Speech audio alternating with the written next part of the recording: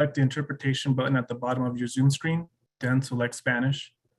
Committee members, in the event that we have public comment in Spanish, you will need to select the interpretation button at the bottom of your Zoom screen, then select English. Thank you.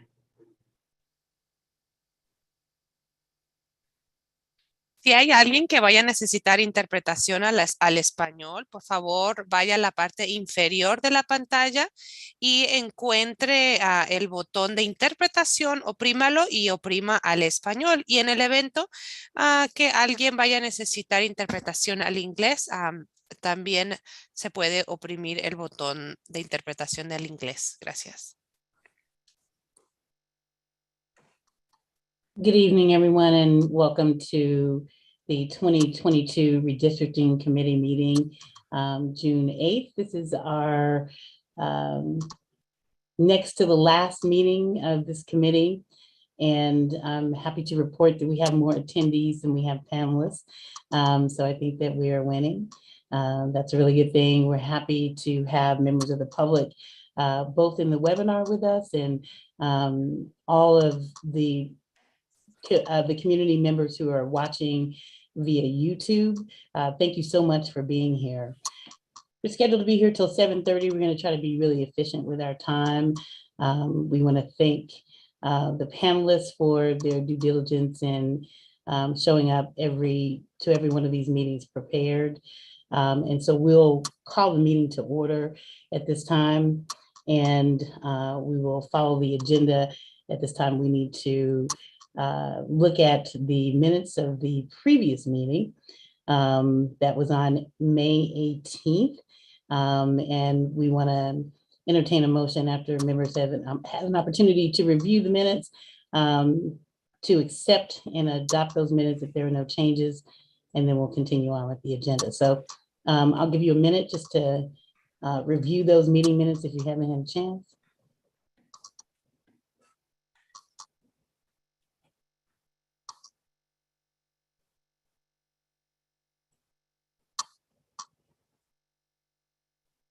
If everyone has had a chance to review those minutes, I would accept a motion to accept the minutes of the May 18th meeting. Madam Chair, I move for approval. Second. Thank you. We do have a motion and a second to approve the minutes of May 18th meeting. All in favor, please just say aye. Aye. Aye. Aye. Any Aye. opposed? Aye. All right, I'd say that we have approval of the minutes. At every one of these meetings, we have talked about communications and how we make this process more relatable. So for each meeting, we have staff give us a communications update to tell us what has transpired since the last meeting in terms of informing the public about this process. So we'll turn it over to Julian for that update. Thank you, Madam Chair. Following the last committee meeting, we explored some options for public service announcements for the upcoming meetings, and quickly became clear that there would be very limited ad availability with increased costs before the June 7 primary elections. But we did go ahead and purchase digital and social advertisements that started last week and will run until the June 29th committee meeting. Our office provided committee members with an updated social media kit that also included a draft email message that members could send to their networks. The Office of Neighborhood Coordination also provided their email list for the neighborhood associations and coalitions for each council district. Last week, our office sent out the regular press release with information on the committee and tonight's meeting, sent out our MailChimp newsletter, and posted to our social media. The overall general City of Albuquerque social media accounts posted about the committee and upcoming meetings, along with the Office of Neighborhood Coordination, including the information in their weekly e-newsletter. From my last report to the committee, we've increased our number of subscribers to the newsletter. We've gone from 55 to 79. So again, we encourage people to sign up to receive the newsletter on the project webpage at cabq.gov.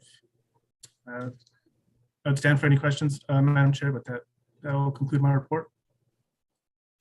Thank you. I do want to note that I did see the boosted ads on social media, and I know that we did have some media coverage. So I think it is that we've done a better job. Committee members, did anyone have anything to add about efforts that you've made in terms of getting the word out?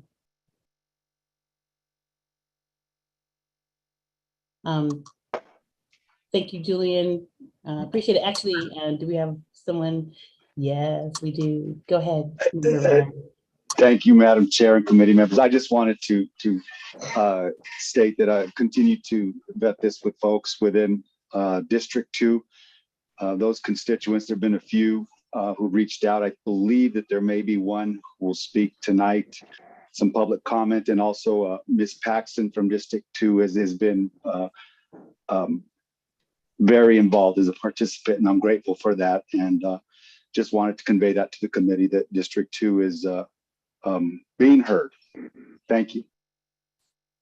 Thank you very much. And I also did send out an email to all of the neighborhood associations in District 6, and we did get some response from some of the people in District 6, and I hope that they're with us tonight and will speak in public comment.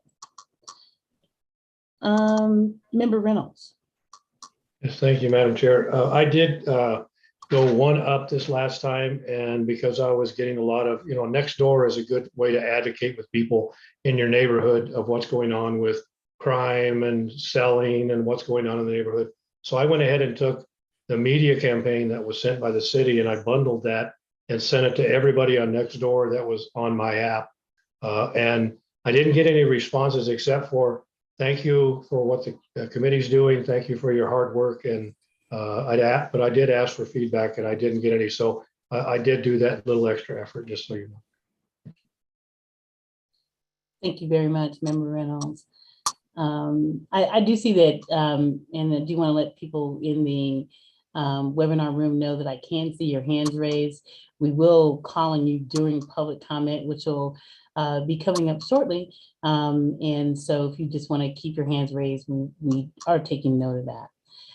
In our last meeting, we thought that because we're nearing the end of this process for this committee, that it would be a good idea for us to get back to what our goals and objectives are for the redistricting committee and how we might finish this process strong in terms of making our final recommendations to council. We do understand that what we are doing is just making recommendations. The council is not bound by recommendations, but we hope that they will carefully review the work that we've been doing for the past few months.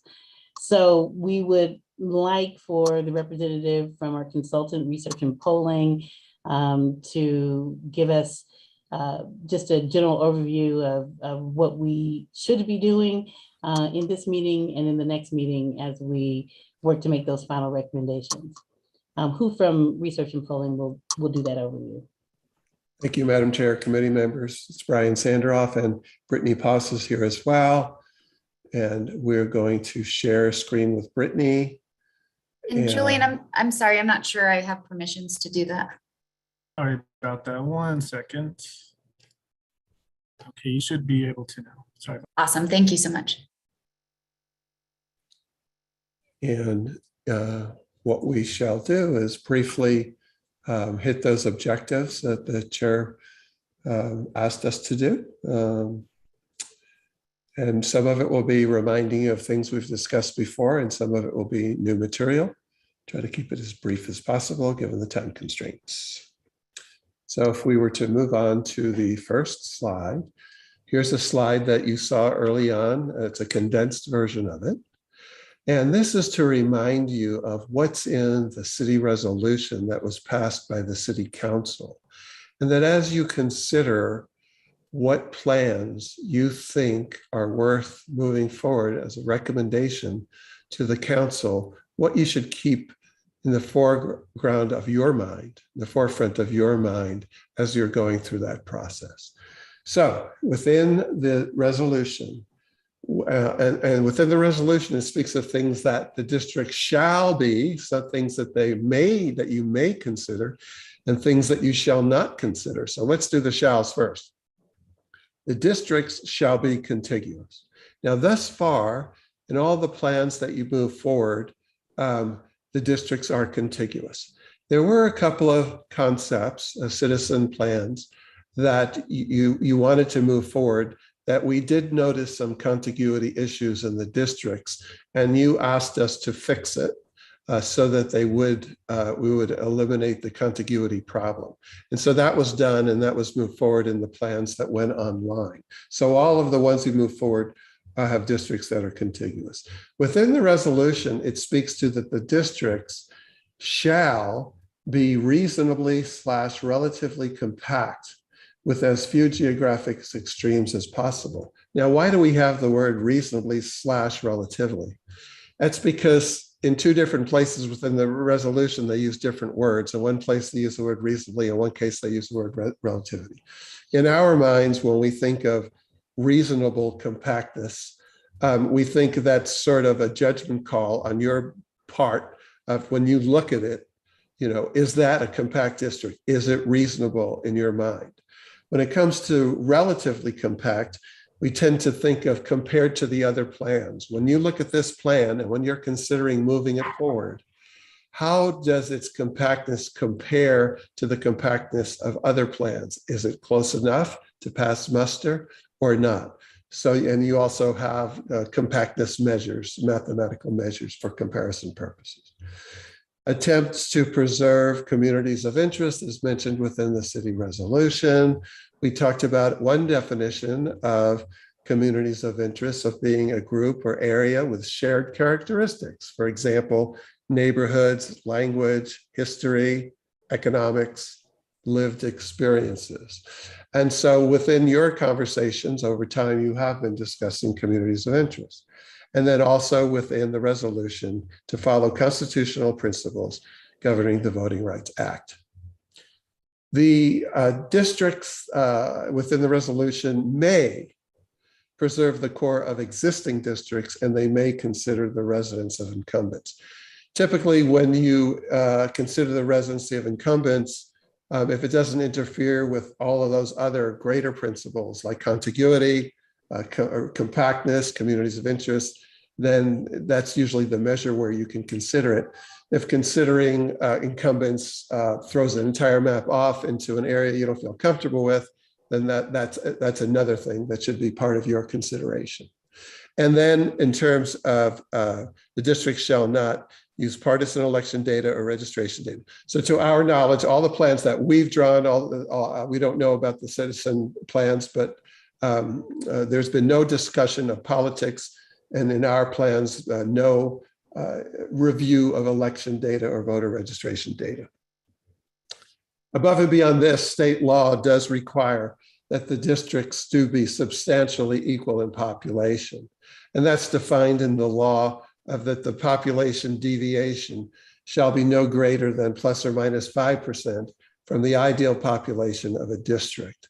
So within all of the plans, that has been honored. There have been plans that you've seen that did not honor that, and you passed on those plans, or you asked people to redraw them and fix it. On the next slide, when it comes to adoption of regular motions, all the motions you've done up to this time have been regular motions. And to pass and adopt a regular motion, it just takes a majority of the members present. That would be measures or the alternates. So if, for example, you have a meeting when only 7 members or alternates are present, it would take only 4 votes to adopt a motion.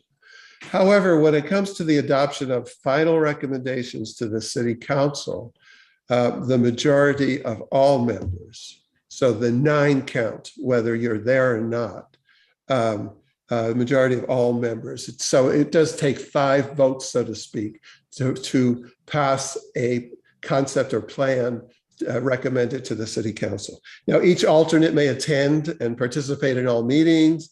They may not vote, though, on any questions unless the committee member is absent at the time of the vote. Okay, next, we see that the committee's final recommendations may include 1 or more concepts for the city council to consider.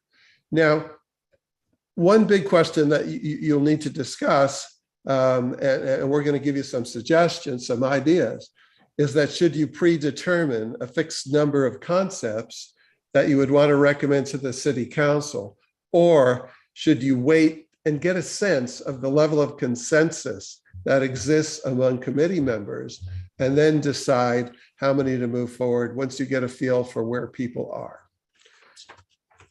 Next slide. It's up to you, the committee, to decide. One back. It's up to you, the committee, to decide on the voting method to recommend the concepts to the city. So what we have here are 3 suggestions for you to consider of how to move forward. As the chair said, where do we go from here? How do we move forward in recommending plans to the council? We're going to suggest 3 options. You can reject all of them. You can even adjust some of them, but we wanted to give you some ideas. So the first one is that when you had all the plans and they were reviewed and you had to decide which ones to recommend, to rank the top 3 of your preferences. And each member would rank their top 3 choices of the plans on the table, and that the first choice would get 3 points.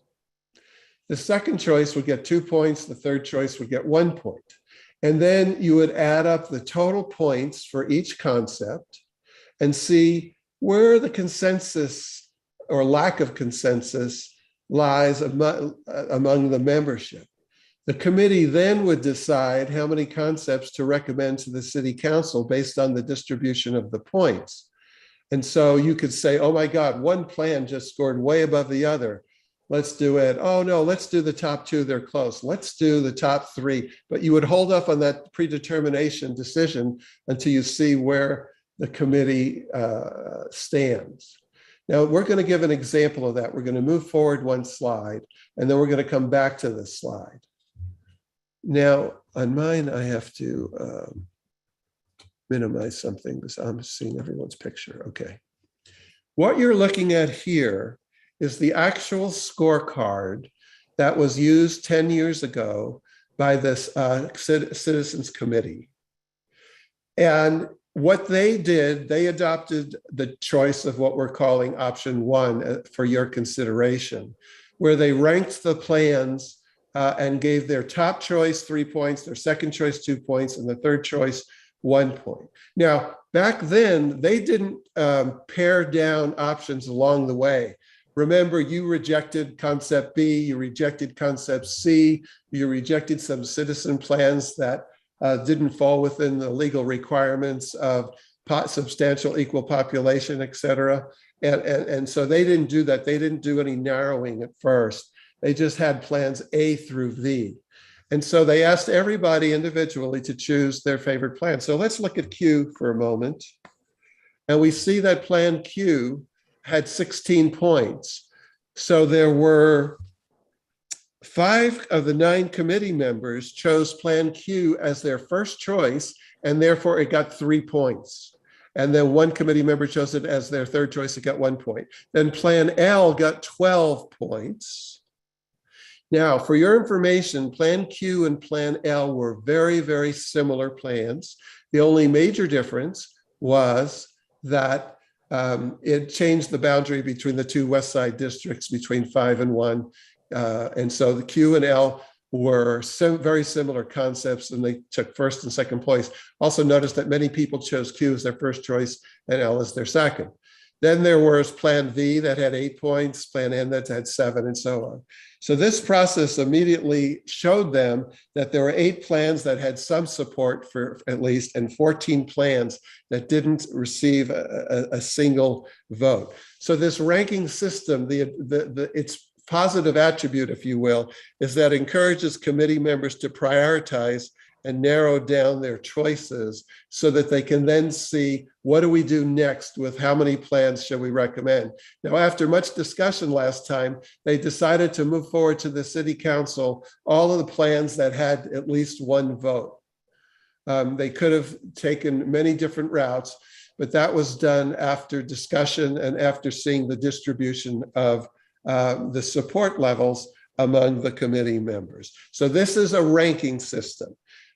Brittany, if we can go back to the prior slide.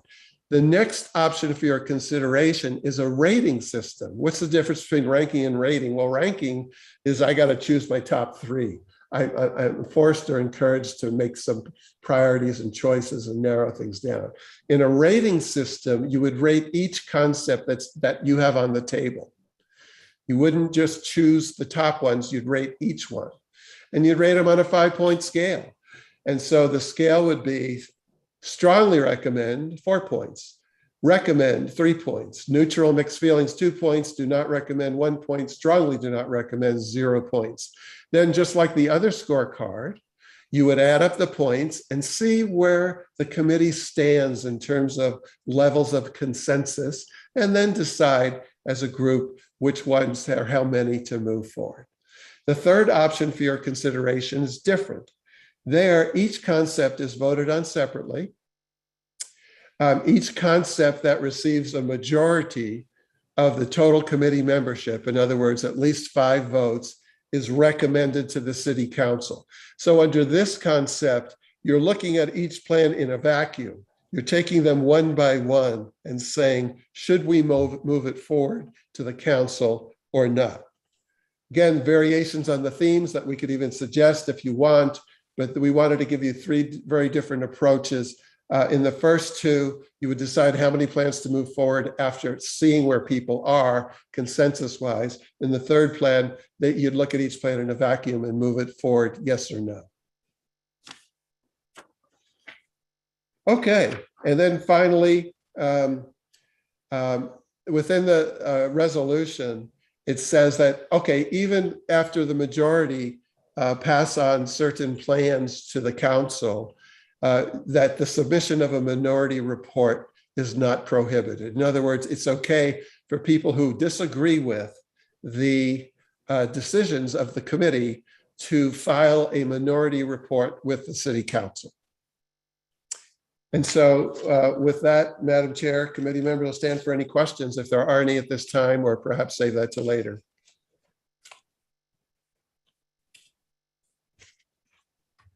Committee members, thank you, Mr.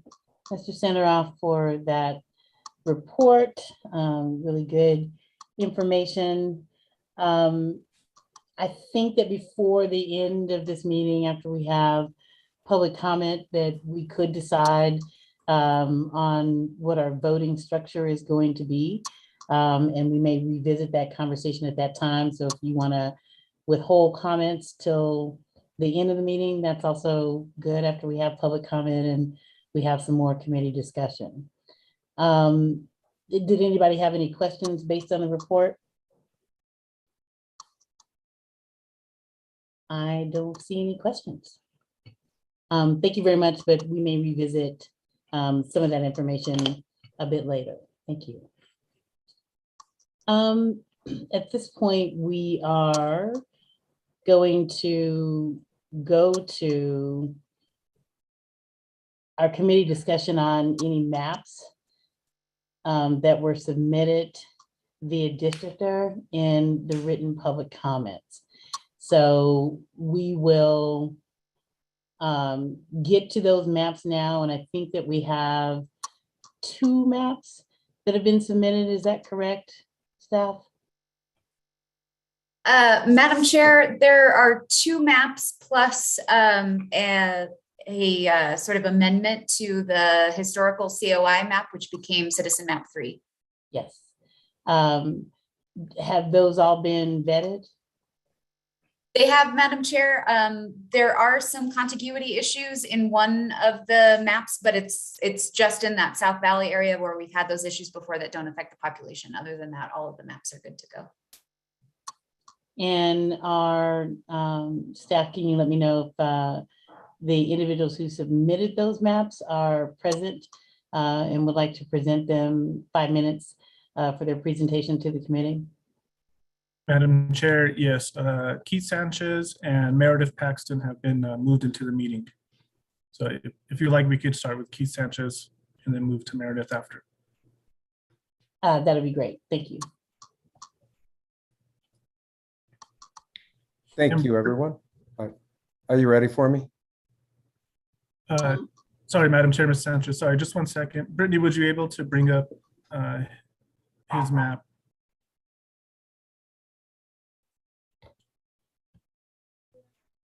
Thank you. Please proceed, Mr. Sanchez. Thank you. And you have 5 minutes. Okay.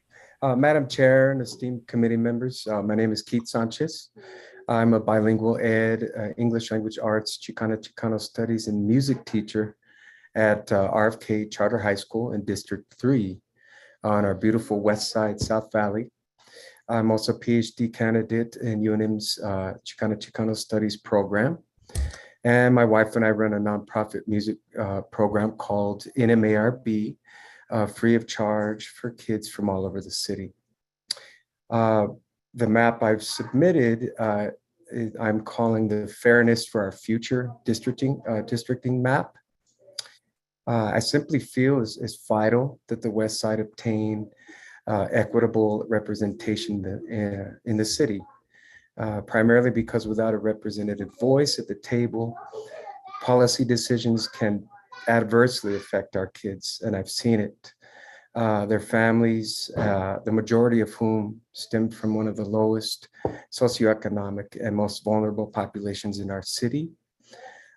This concept map, I feel, brings the opportunity for much needed resources to the West Side. I work in the trenches as an educator and know how better representation affords the West Side with a better future. Simple. We need more Hispanics in positions of influence to provide the unique perspective and ability to see through the lens of the people of the West Side when it comes to decisions being made about their city and their children's future. And thus I have submitted the Fairness for Our Future districting map. Thank you.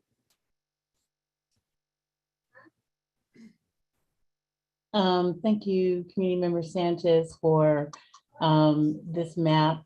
So I would ask Research and Polling if you could sort of take us through what substantial changes there are from current boundaries and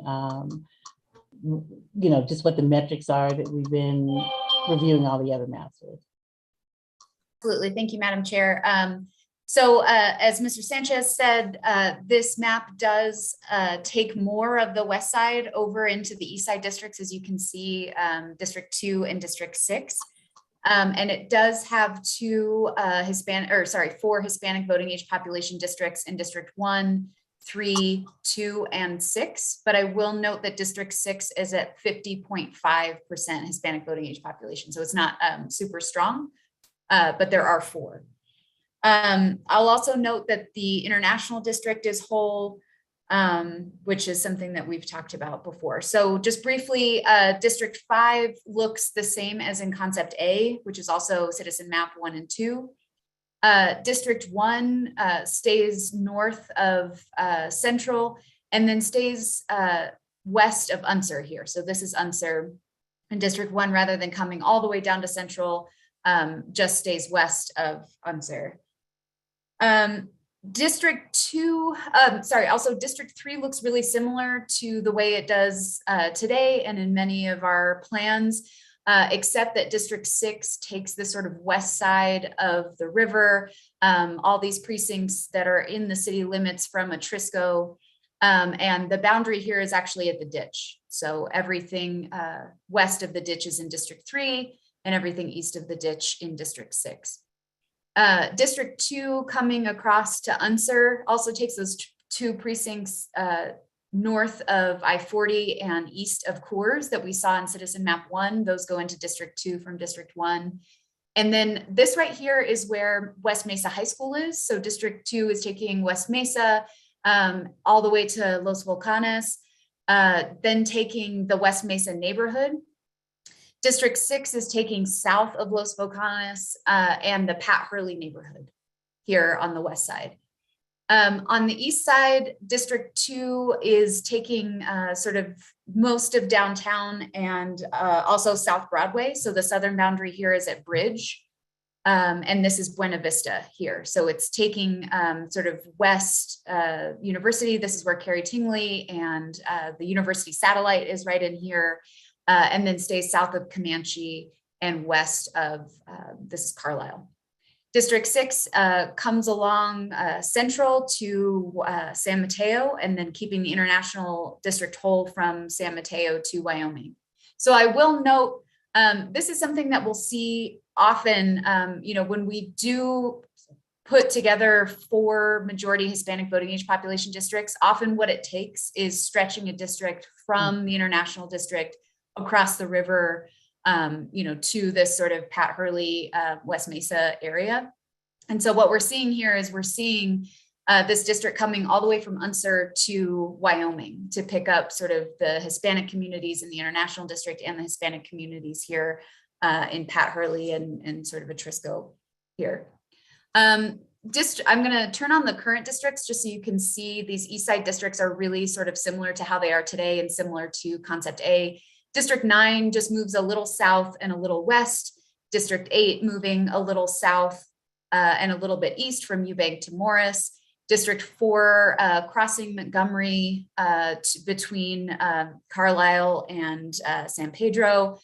And then, there's always sort of one district that gets a little weird. And in this map, it's District 7 gets sort of squished by the population requirements from the other districts and goes from the university area, sort of north campus, all the way through the core of the existing District 7, and then takes a little sort of jaunt around here between, this is Eubank and Morris, south of Manal. So, Madam Chair, that is the Fairness for Our Future map. What does it do to compactness for District 6? We haven't run the actual measures of compactness because it's not an official concept, but it is obviously a little less compact than we've seen in other places. It sort of stretches a little further.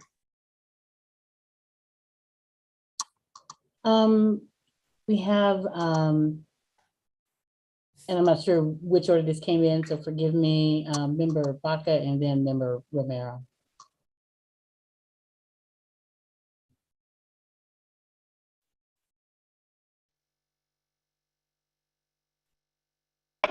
I'll defer to Member Baca if he's ready. Can everybody hear me? Thank you. Madam Chair, thank you.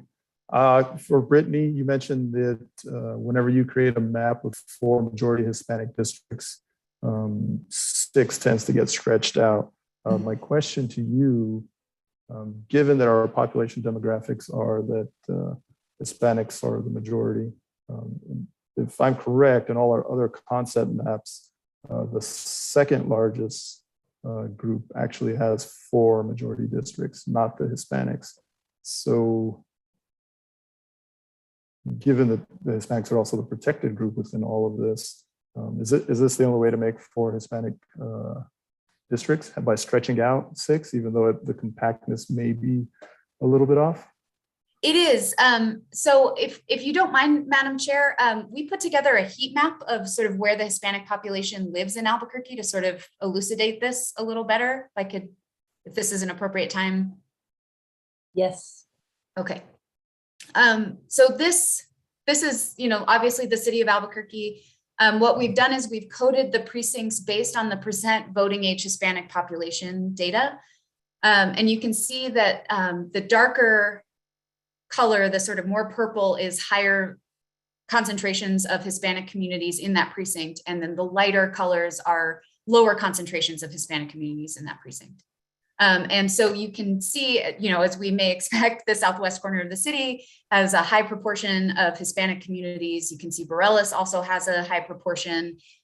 Here's the international district, and sort of east of the international district to Eubank has a higher proportion. And then, out here in the Heights and sort of Midtown, there's just a lower proportion of Hispanics in each precinct. And if we're sort of hamstrung by where folks are clustered. if this concentration of Hispanic communities was in the middle of the city, it would be much easier to unpack this and to create higher Hispanic concentrations in surrounding districts. But as we've talked about a lot, all we have here is this land bridge. And so when we have, this is where District 1 usually ends up being, which is one of the majority Hispanic districts. And then District 2, it's hard to sort of pull out, so I guess what I'm saying is that the other two majority Hispanic districts are already abutting where these sort of concentrations of Hispanic communities are in the southwest part of the city. And so, the way, we've messed around with it a lot, and community members have in District to sort of see, what's the best way to get a fourth majority Hispanic district. And it really ends up being stretching from this higher concentration in the International District across, taking Bareilles and coming into, the sort of southwest part of the city. And what's interesting is that about 41% of the Hispanic population in Albuquerque lives in districts 4, 8, 9, 7, and 6. What is currently those districts, right? So they live right in here, but those communities are sort of more dispersed out in these neighborhoods. So it's hard to draw a district with that 41% of these folks that live on this side of town, because those communities are sort of more dispersed into the neighborhoods.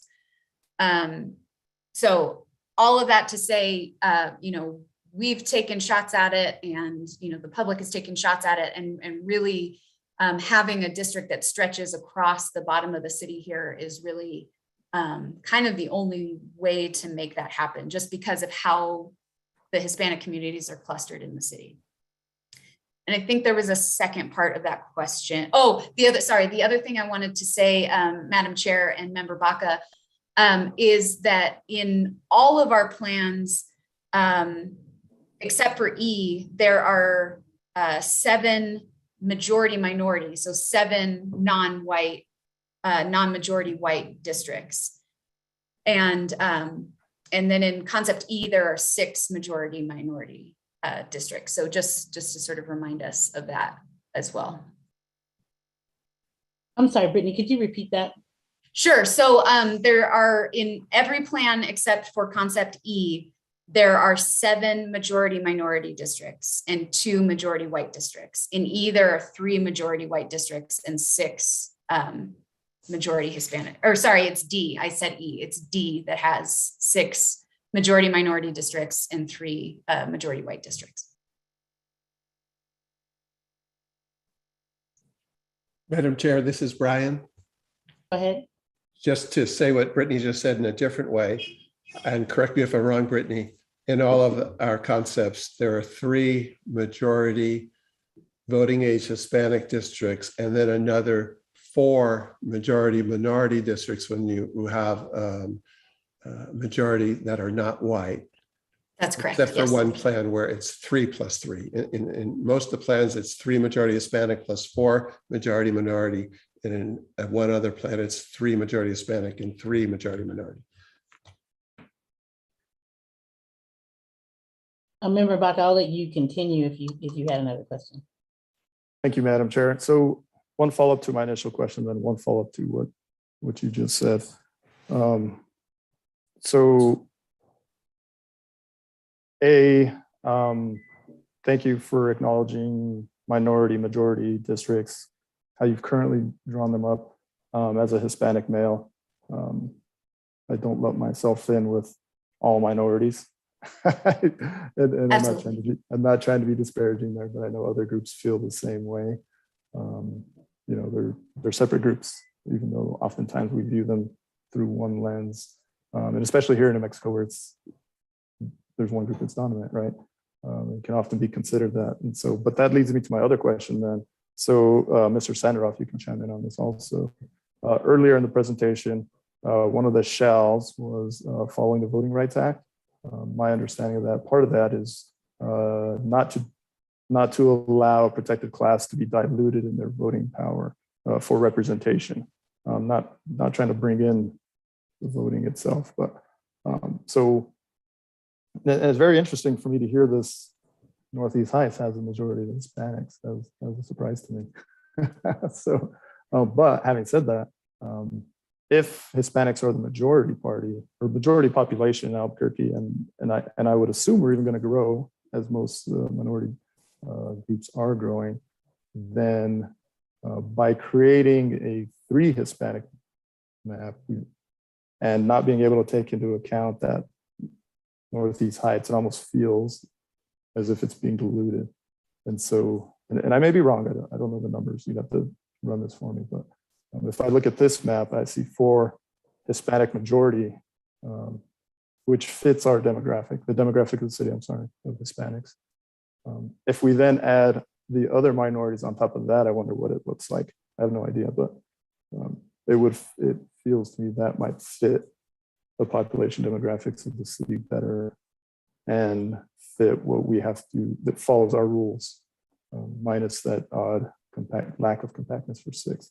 So maybe there's a lot of questions in there and I'm not as clear, but. Sure, no, those are all great questions, Madam Chair and Member Baca, and I hope to touch on all of them. I want to just clarify what I said and sort of hope to make my understanding clear. So Hispanics are 44% of the population in Albuquerque. So it's a huge percentage. It's not the majority. And then just to be clear what I was saying about these sort of heights districts. So 41% of the Hispanic population live in 4, 8, 9, 7, and 6. So they don't constitute 41% of all of the folks living in these districts. I didn't do that math. Okay. I'm not totally sure what that number is, but of the 100% of Hispanics living in Albuquerque, 41% are living in these districts and 59% are living in these districts, just to make sure that I was clear on that. In terms of the Voting Rights Act, you're absolutely right. The Voting Rights Act does talk a lot about not diluting the voting strength of communities of color. There are very specific criteria that will require us to have a protected district for a community of color. And those are, number one, that the community of color is large enough and compact enough to constitute a majority in a district. The second is that community of color votes as a block, that they have a preferred candidate among sort of that community, and that white folks vote in a block against the preferred candidate of that community. So all 3 of those factors have to be met in order for the Voting Rights Act to require us to draw a specific district. So Brian can speak more to this, but I understand that in the last redistricting cycle, there was a lawsuit on this issue, whether these sort of factors were met and that there needed to be a protected district.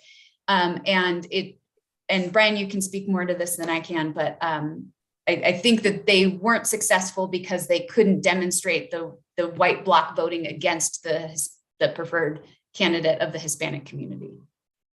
And Brian, I don't know if that covered it. Madam Chair, Brittany, yes, there was a suit. It was a slightly different issue, but the claim was that the districts diluted minority voting strength, and the federal courts heard the case and they disagreed.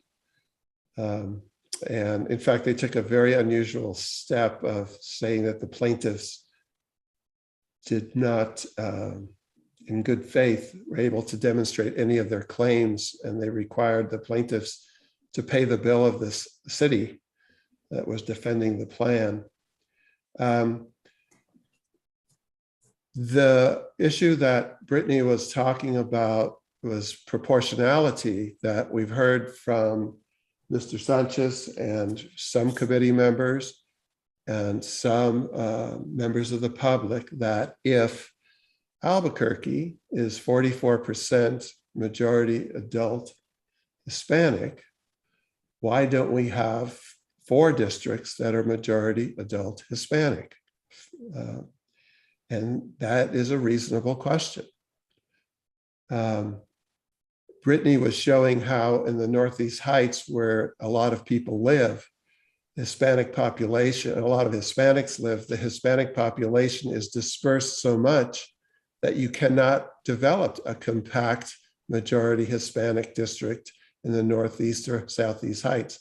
We could probably go through an exercise like Committee Member Kellerman had us to do in the opposite and come up with a plan that looks like 5 coiled snakes. But because a lot of Hispanics live in the Heights, and because they're dispersed throughout the Heights, not concentrated in neighborhoods like in the Southwest Gate or Borealis, therefore we cannot draw a majority Hispanic district in the Heights. We tried. So the way, if you wanted to draw for an extra majority Hispanic district, it would be like we see here. Nice job with Mr. Sanchez. A district keeping International District whole, starting at Wyoming and taking it all the way across the river to Unser. So then you ask yourself, you can pass a plan with 4 districts. You're not required to because of the 3 jingles factors that Brittany mentioned. You could do it. And then you say to yourself, does District 6 conform to compactness measures that you feel are adequate, reasonably or relatively? And do you feel that District 6 conforms to communities of interest as you have reviewed them? If you feel it has, then there's nothing required. I'm not a lawyer, but I've been following the cases for almost 40 years.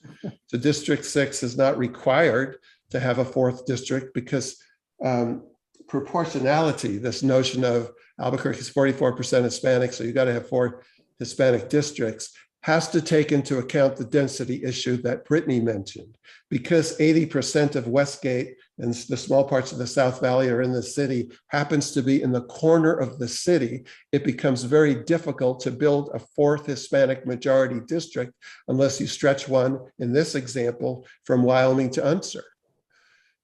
And so on the one hand, you can do 4 if you feel it's compact enough, and if you feel it conforms to community of interest, as long as you feel it was not I'm going to quote the Supreme Court now, as long as you feel District 6 is not a race-based district that subordinates traditional districting principles. If you feel that it does afford communities of interest, you're not required, in my opinion, to do a 4th district because of the proportionality issue and the density of the Westgate area, making it so difficult to create the 4th. But if you feel that that's a high priority, and if this plan makes sense for you, then it's a consideration and frankly, a great discussion. We tried to, and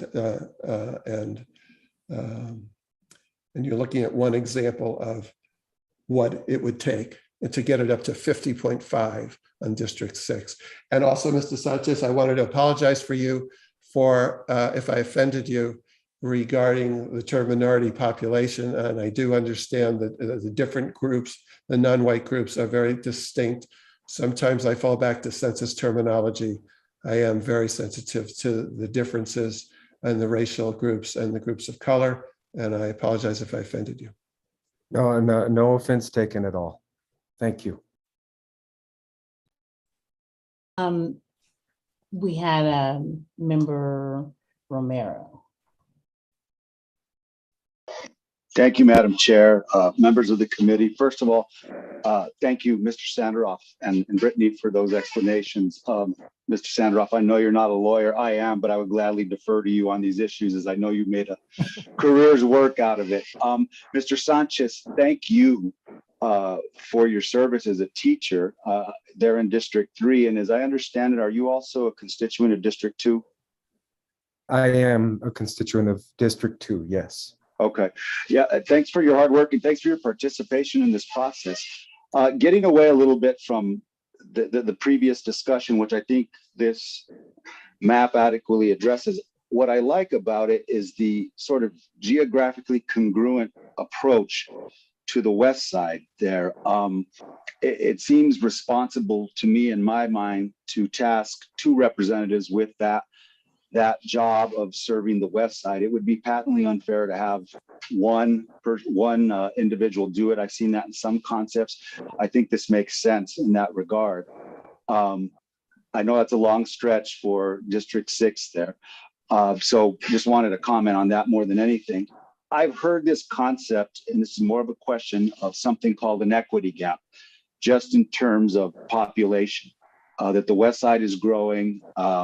disproportionately and not in line with equitable representation, given that they have so little, given their growing numbers. It seems to me some of these maps address that, others don't.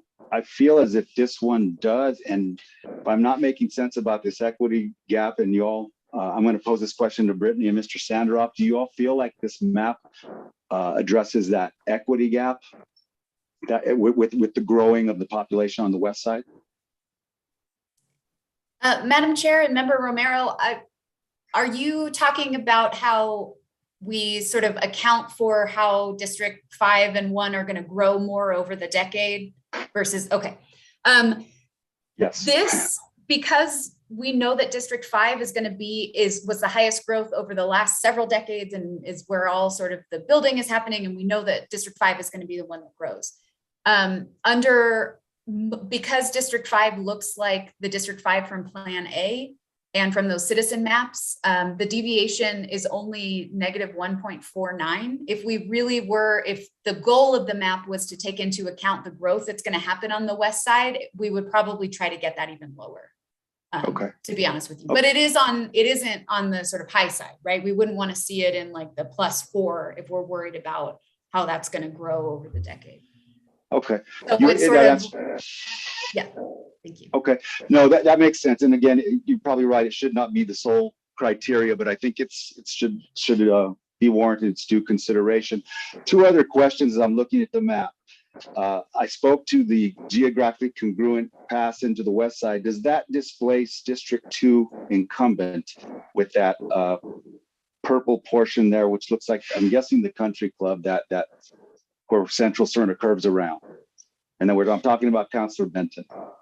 Sure. Madam Chair, Member Romero, this does pair the incumbents from District 6 and District 7 in District 7, and it does put Councilor Benton, the incumbent from District 2, into District 6.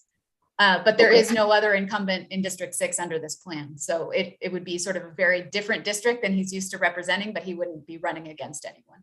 Okay, and I can comment on this later in committee discussion. I just wanted to clarify this for the sake of discussion later on. And then my final question, and I'll pass at this point, does that district line between 6 and 2 cut through the Borealis neighborhood? Madam Chair and Member Romero, the boundary is basically at Bridge, Avenida Cesar Chavez. So I'm not totally sure on the northern boundary of Borealis, but I think it's between South Broadway and Borealis, where South Broadway is in 2 and Borealis is in 6. And I don't know, Mr. Sanchez, if you have anything to add to that. Madam Chair, this is Brian. I think Borealis begins south of Cole. And so right there, and if you take, let's say, 4th Street as an example, right about where you are, I think Borealis begins south of Cole. So, and it would run, so yes, it would split it. Okay, that's my understanding. And now that you put it up close, I can confirm that too. Native to that area, and then do plenty of non-profiteering work in there. But I just, again, for the sake of discussion later on in the committee comments, I just wanted to confirm these two aspects of the map. That's all I have at this point. Thank you for your time. Thank you, Member Romero. Thank you, Research and Polling, and thank you, Community Member Sanchez, for the map. I guess I would say that I would love to see, you know, a lot of my work has to do with trying to overcome the tricultural myth. And usually in meetings like these, when we're talking about issues that affect communities, all the data that I got to see on the map was Native American, Hispanic, and white. Didn't give any information. So, you know, that's what we get to see. It'd be great if we have some other members of the public who are watching, if we could see what it does to all the populations. Sure, and Madam Chair, I apologize. We can bring that up at any time. You know, there just happens to be 3 columns in Districtor, but here, that always just happens to happen. always just happens to happen. I hear you. Yep. But here are the columns for Black and Asian also. Okay. Just wanted everybody to see themselves represented. Thank you. Do we have any other questions? I see a panelist hand raised. Who is it? Member Buckholz. You're on mute.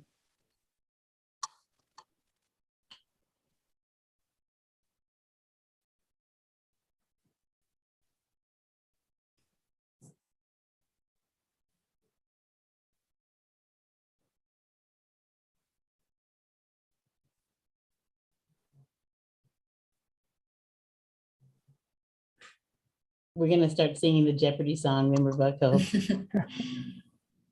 Had about 20 seconds left.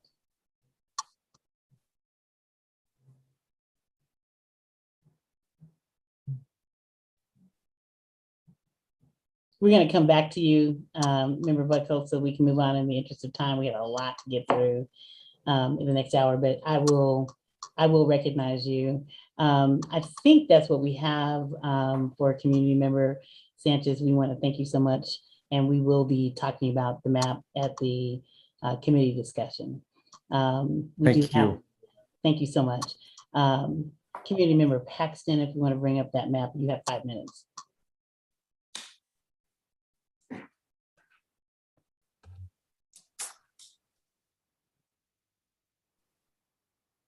If I can, Madam Chairman, my sincere apologies for my stubborn machine, but I think you can hear me now and my question should be short. I can hear you now, and we will allow you to have a short question. Okay, thank you. Just simple geography for me. On the question of contiguity, I take it in the map that we just discussed, we're using 2 bridges to cross the river and still maintain the rule of contiguity, and that would be the I-40 and the bridge. Did I get that right? Madam Chair, Member Buckholz, it's basically between I-40 and Central is where that bridge is. So you have you have two bridges that are being used to bring 2 districts across the river. It's really the same bridge, Member Buckholz. Okay. Yeah, so they're just one bridge. Right. So one is taking the north part of that I-40 and Central, see. and one is taking the south part of the I-40 and I Central. see. So you're using the bridge as the cross between east and west, but the bridge itself is a divider between north and south of the 2 districts. Well, when I say bridge, I'm sort of talking about the land bridge. I'm talking about that piece of territory that is between I-40 and Central. So it's not an actual bridge. Okay, so there is a territory between I-40 and Central on which both sides of the river are city land, and you're That's using correct. that as the cross. Okay. That's correct, yeah. Okay, and that's a little different than what we saw in some of the maps that we'd approved previously, but still follows the rule that you need to follow there about contiguity. I think most of the maps that we've seen only have one district crossing between I-40 and Central, and the other district crosses south of Central when 2 districts cross the river. But yes, I think this is one of the first times that we've seen 2 districts coming across between I-40 and Central. Okay, thank you very much. And my apologies to the whole group for the stubbornness of my machine. Thank you, Member Buckholz and Brittany, and we'll go on to community member Paxton.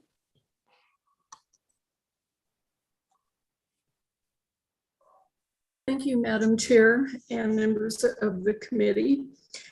The citizen map 4, the historic community of interest map, is a more horizontally oriented version of the concept A map. During the council redistricting that followed the 2010 census, the importance of the community of interest in the core of the city was emphasized. The area shows where we came from and who we are.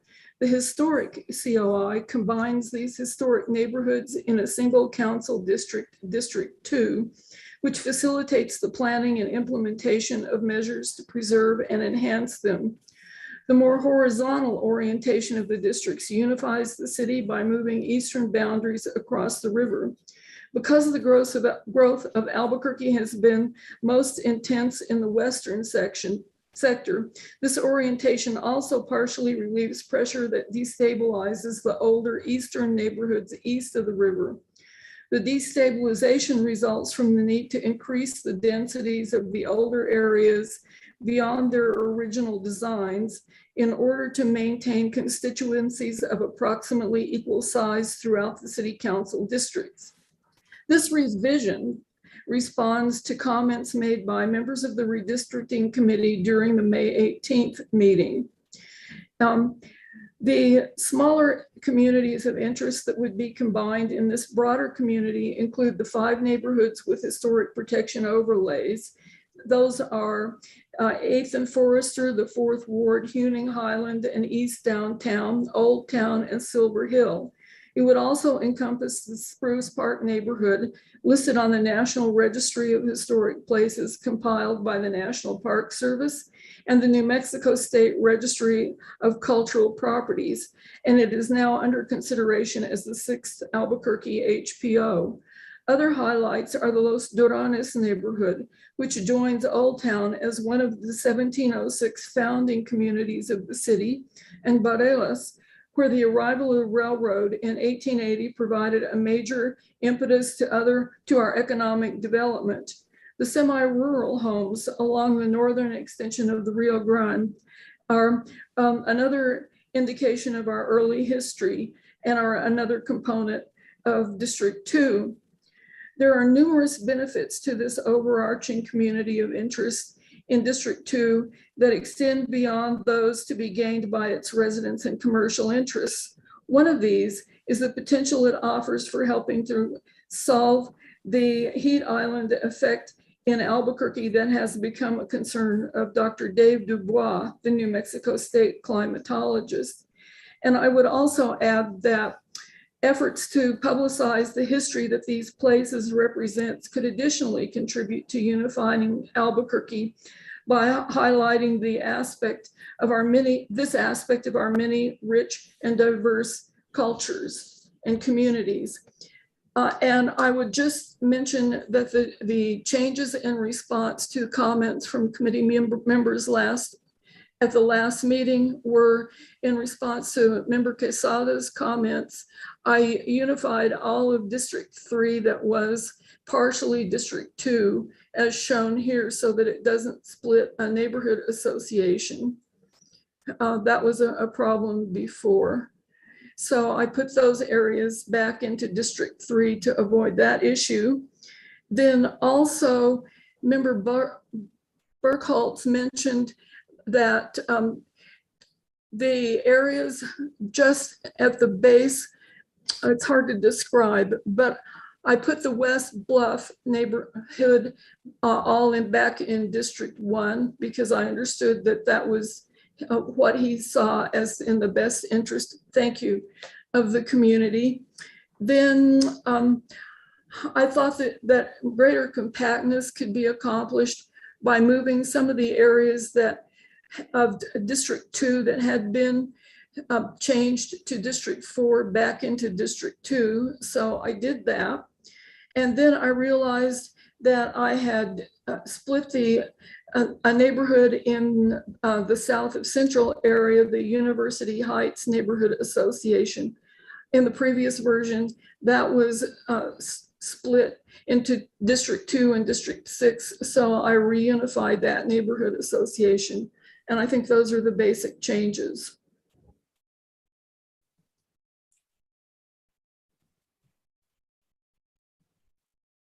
Thank you very much, Community Member Paxton. Brittany, do you want to take us through the paces? Sure, absolutely. So this, as Ms. Paxton said, is very similar to Citizen Map 3 that you all adopted last time. As she said, the differences are that these 2 precincts go from District 2 to District 1, and District 2 does not come south of Central. And then District 4 doesn't come into the North Valley and it stays north of Comanche. Oh, also, I forgot to mention that the original map splits the Barelas community, but it appears that is not of concern to the Barelas residents. So the southern boundary of District 2 here through Bareilles is the same as Citizen Map 3. Yes, and I believe that was map 4. I think we have it as Citizen Map 3. Oh, okay. All of the other districts 4, 8, 9, and 7 are the same as Citizen Map Yes. 3. Mhm.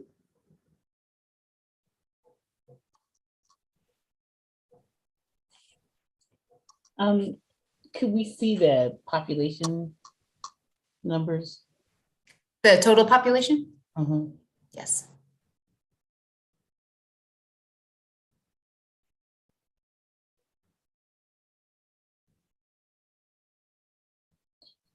I want to recognize Member Segura, District 1, and then following Member Segura, Member Quesada.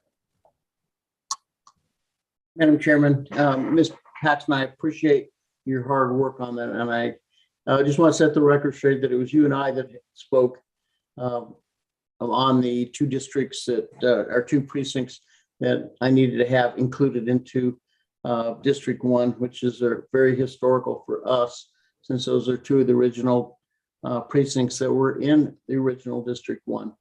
That is the same neighborhood that I spoke at the last meeting that Dr. Joe Baez, the late Dr. Joe Baez, lived in. And he was very, very instrumental in any of the work that was required and for District 1 in the West Side. So we would like to keep that as part and our district. So I appreciate you redoing your map and adding us in there. Thank you. Thank you, Member Quesada. Thank you, Madam Chair, Community Member Paxton. I certainly appreciate you taking my comments into consideration with these changes. I'm very appreciative that you're leaving Crestview Bluff within District 3, and that was what my main concern was. So moving forward, I will support this map. So thanks again.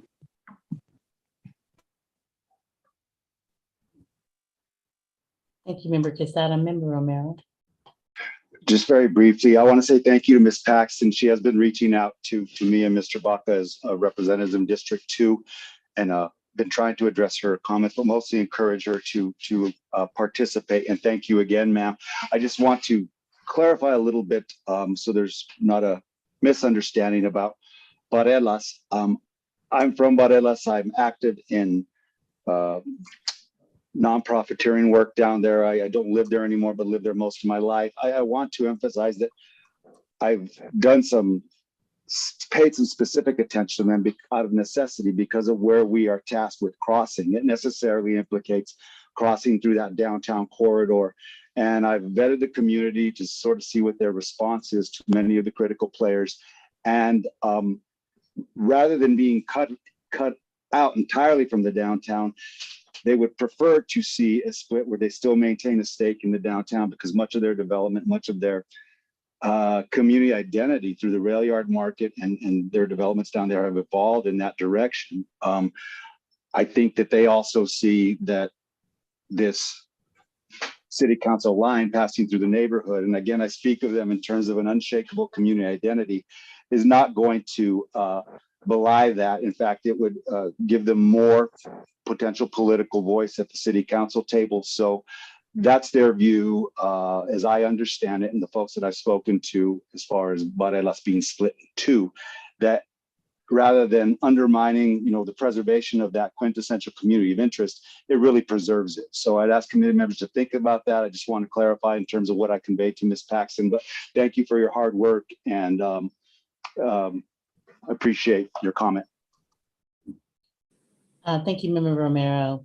I'm nervous, but Committee Member Buckles. You're nervous about what I might say? No, all I was going to say was I was going to thank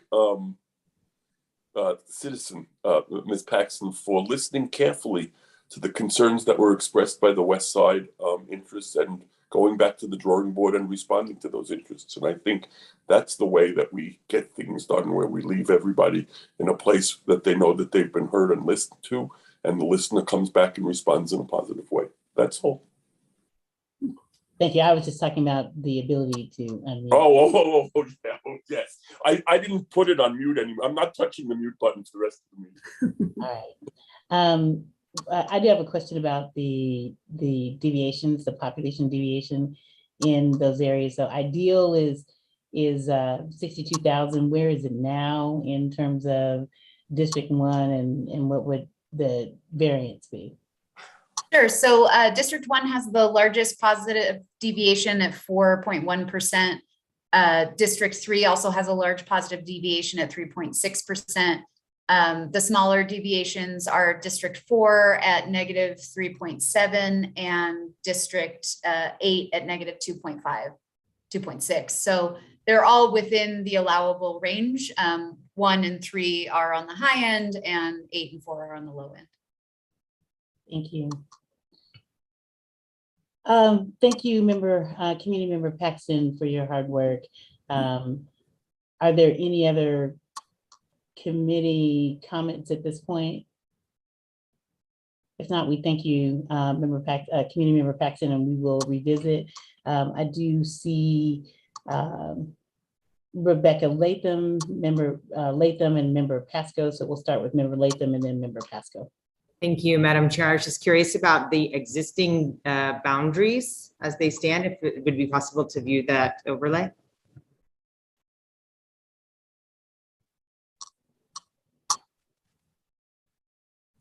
Absolutely. And Madam Chair and Member Latham, so this is similar to Concept E, where the core of most of the existing districts are the same, except that District 6 is taking part of sort of the Borellis area.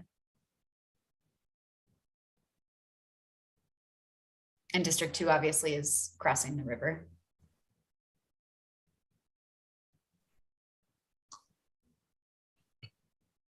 Thank you, Member Latham. Member Pasco.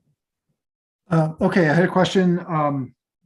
And there's an area around Bridge and Sunset in the South Valley where it looks like it is split a little south. There's some purple and green together, and I wasn't sure whether that was in the right district. Yes, Madam Chair and Member Pascal, if we do adopt this as a citizen map, this piece right here has road contiguity actually to District 6. So this whole chunk will need to be in District 6, but that doesn't affect the population. It doesn't take anybody over the allowable deviation. Okay, thanks.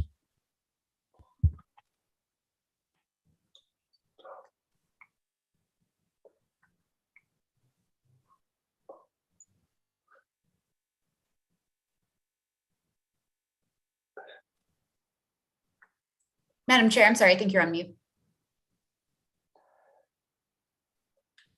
See, that's what I get for talking about you, Member Buckles. I don't see any other panel member comments. And so with that, we'll reserve comments on these until our final committee discussion. And at this point, we'll go into public comment. And Vice Chair Kellerman, if you want to take that over for me, that'd be great. And we'll read the written comments into the record and then allow for members of the public to comment. You will have 2 minutes to comment. And if you want to comment, you do need to show your camera and give us your full name. Thank you, Madam Chair. I'm going to start, as you said, with reading into the record the public comments that were submitted through the website. We did have a few comments come in late, so I'll be switching over to those as well. Starting with Rosalinda Dorado. Hi, members of the committee. I'm here today to speak about the concept maps for redistricting the city council districts. The maps proposed do not reflect our communities of interest, whereas 44% of our communities in Albuquerque are Hispanic and only 2 of the council districts would be a Hispanic majority if the current concept maps were adopted. We deserve accurate representation that represent our values and principles. Thank you. Evelyn Feltner, writes, I repeat my preference vote for map A or citizen map 2, which I understand is a slightly version of A, a different version of A. The current District 7 boundaries, particularly the North Montgomery and South Lomas, reflect real divisions in the city. District 7 is largely residential and retail, and its population loss is the least of any district. Logic says only minor adjustments should be made to something that's working fine now. I would prefer boundaries west, Carlisle, and east, Eubank, or slightly east of there. That would enclose the community of interest that is D7. Keith Sanchez writes, I wish to submit the fairness for our future redistricting map concept for consideration by the committee. And we heard that earlier. Keith Sanchez also submitted comment. I'm submitting the following map for consideration with the link. I'm a bilingual ed, English language arts, and Chicana studies teacher at RFK Charter High School in District 3. It is vital that the west side of Albuquerque obtain equal representation in the city, primarily because without a representative voice at the table, policy decisions can adversely affect our kids and their families, the majority of whom stem from one of the lowest socioeconomic and most vulnerable populations in our city.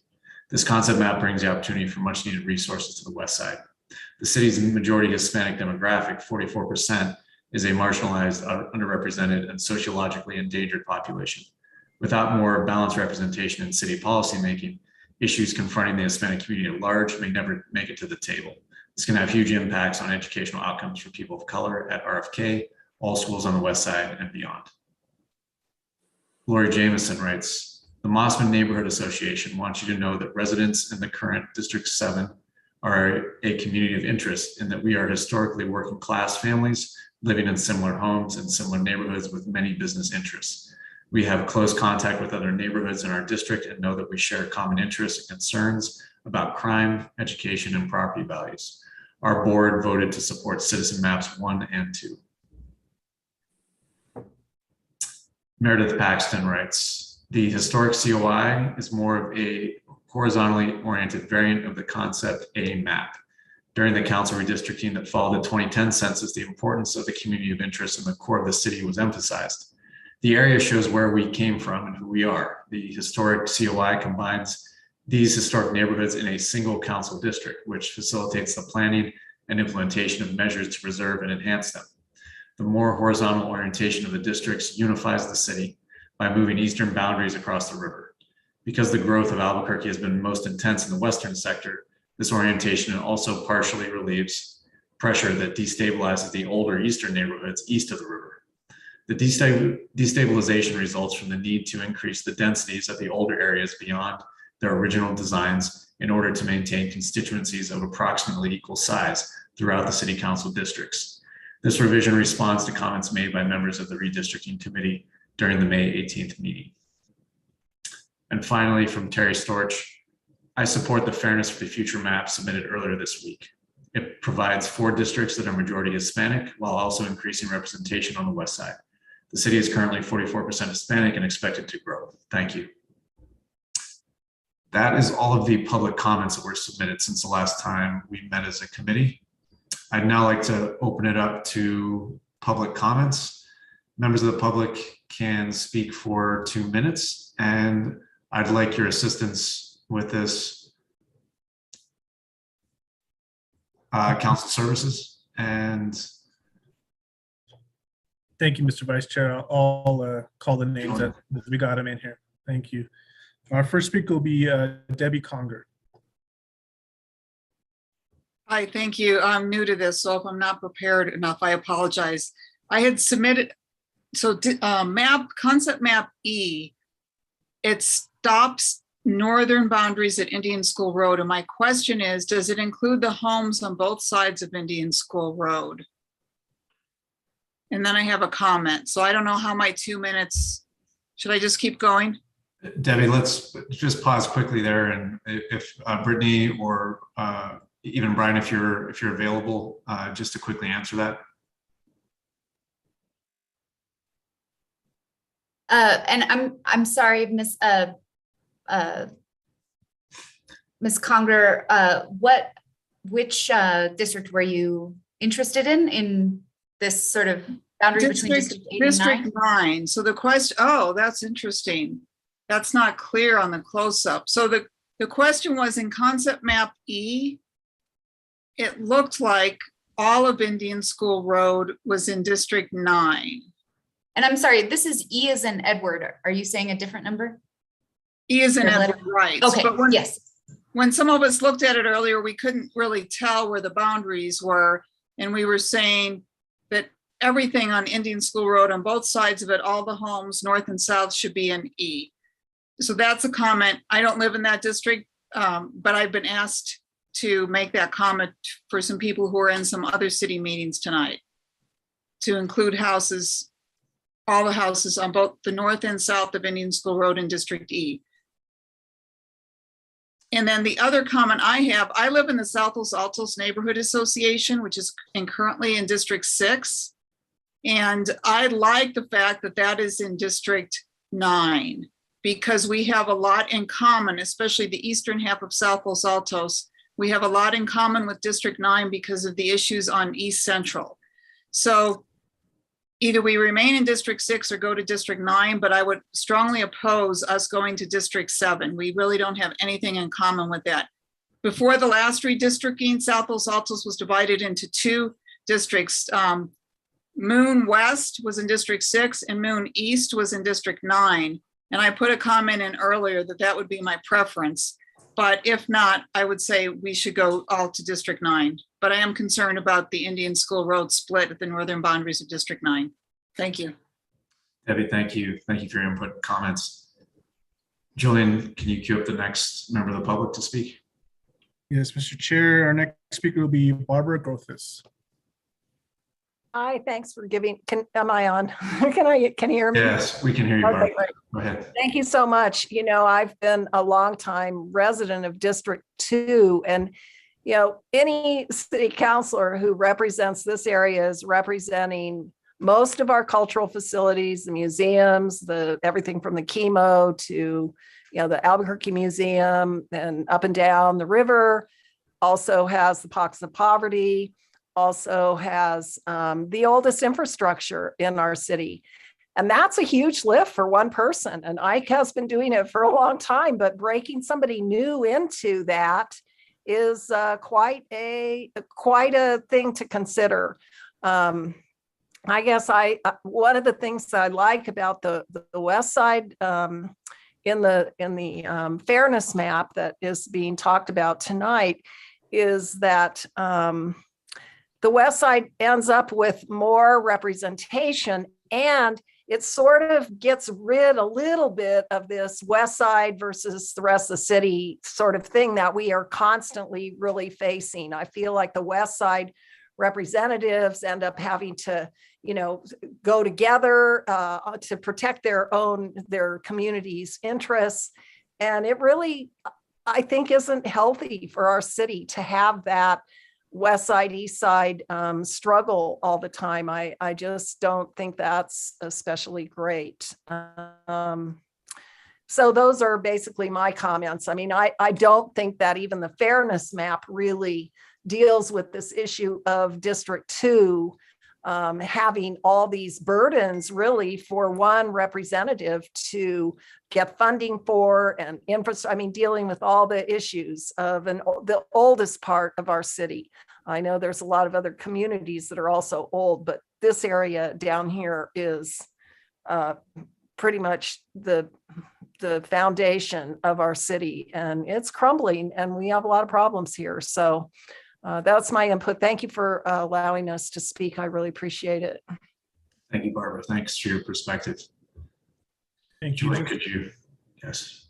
Thank you, Mr. Vice Chair. Just a reminder to folks that are attendees, please raise your hand and we will promote you to panelists to provide public comment.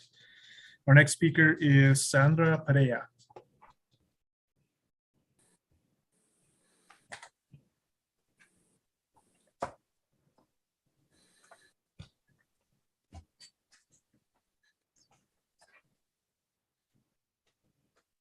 Good evening.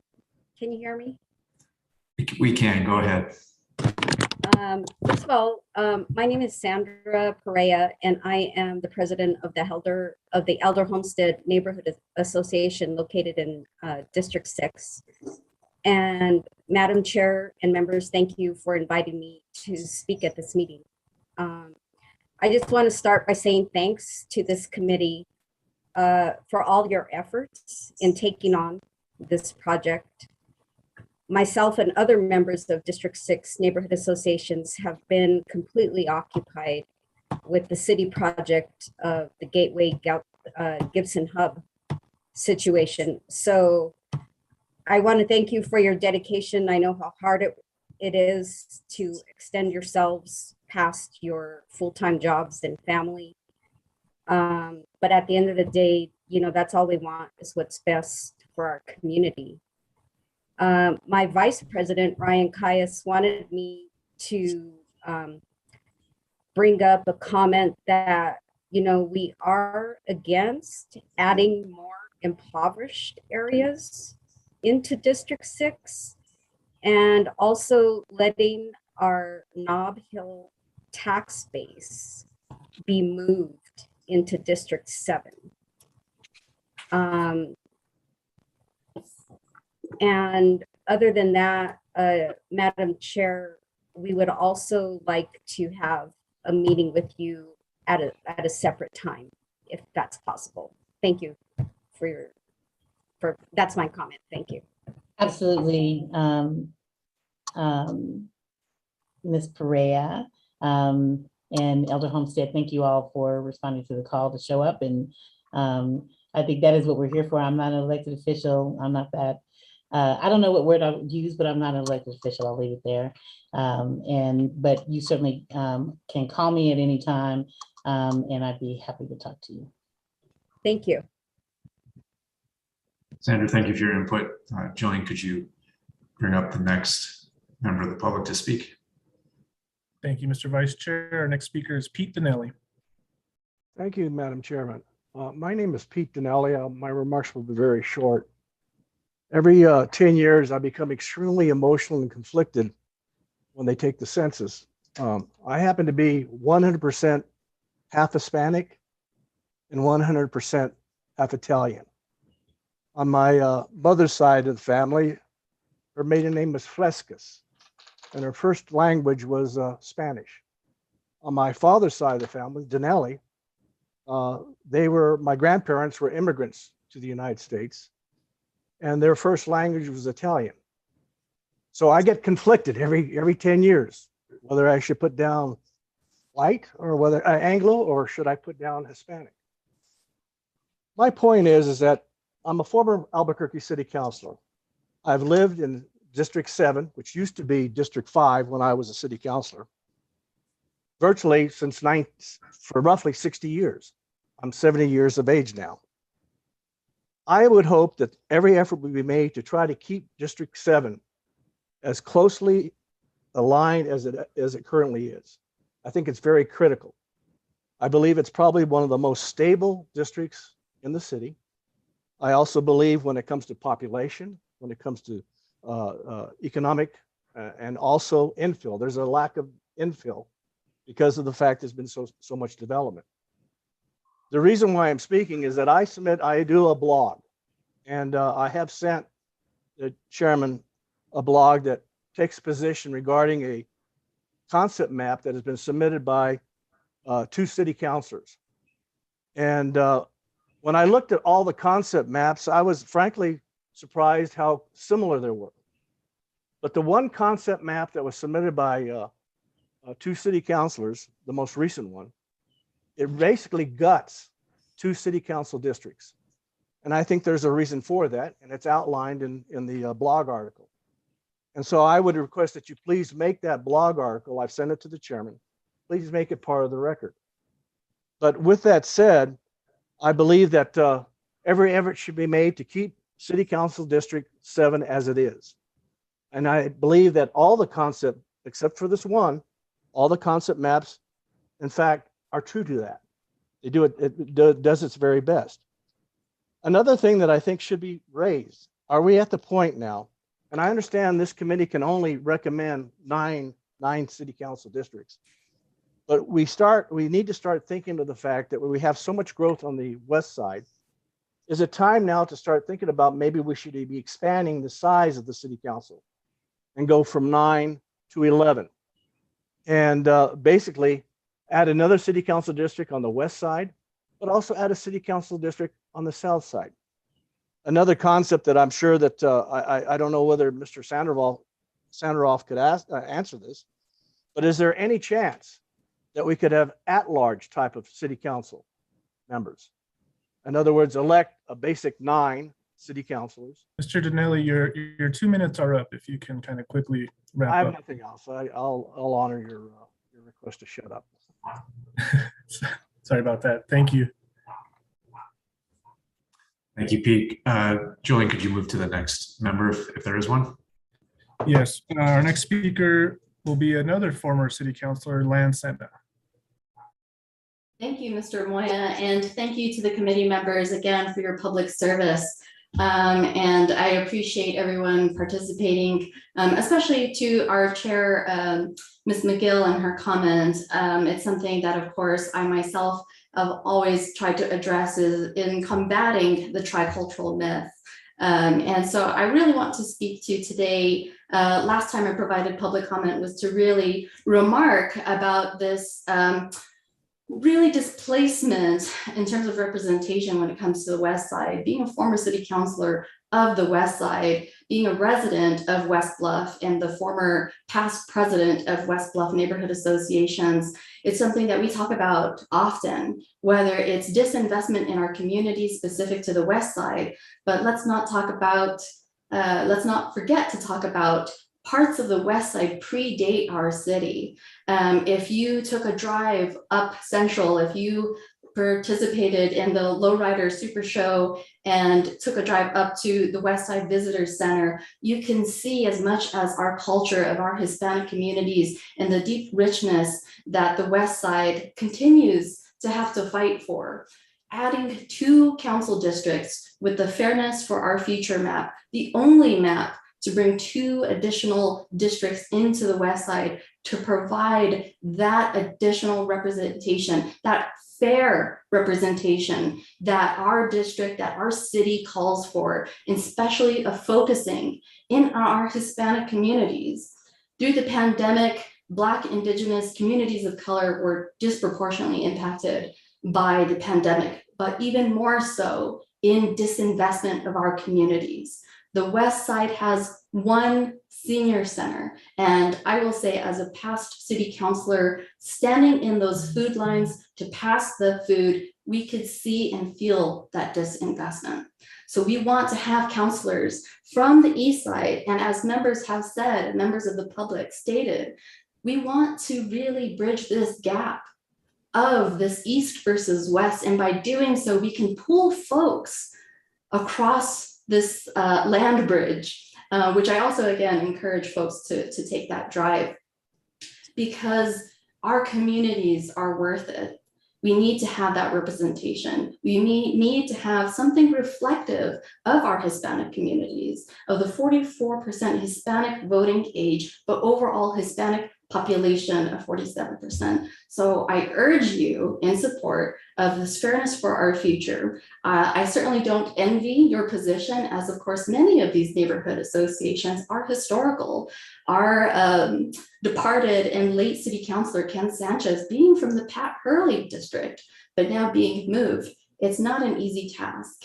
As would be moving West Bluff as well, but it's something that you're all bound by the census information that a quarter of the West Side has to shed some of that. And by doing so, I hope and I urge this committee and this body, and as well as council, to adopt a map that would fairly represent our city, our communities, and the needs of the West Side. Thank you. Thank you, Lan, for your comments, your support of the committee and past service. Julian, do we have any other members of the public ready to speak? And could you give us an estimate as well on how many may be in the queue or have their hands raised? Yeah, Mr. Chair, we have 2 more speakers here in our room. So this will be just another last reminder for attendees, if they're interested in speaking, to please use raise the hand and we will promote you to panelist. So with that, our next speaker will be Khadija Bottom.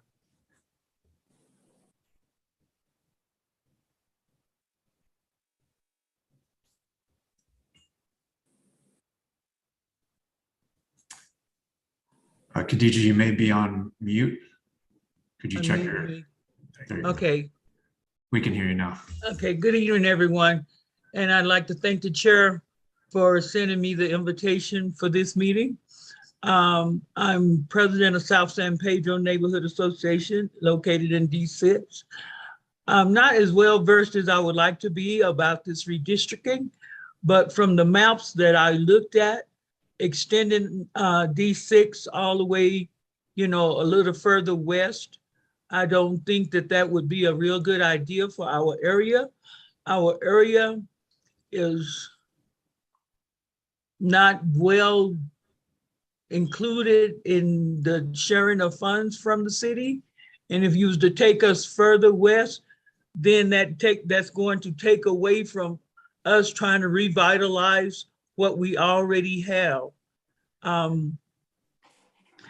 That was mainly my thing when I saw the different maps, and D6 is going further west, and that's just like stretching us. And what we already have is not getting enough. So what would that do if you added some more areas to our current area? Then somebody else, another area is going to start being highly neglected, because that's truly what I feel about the way the city does D6, that we are neglected.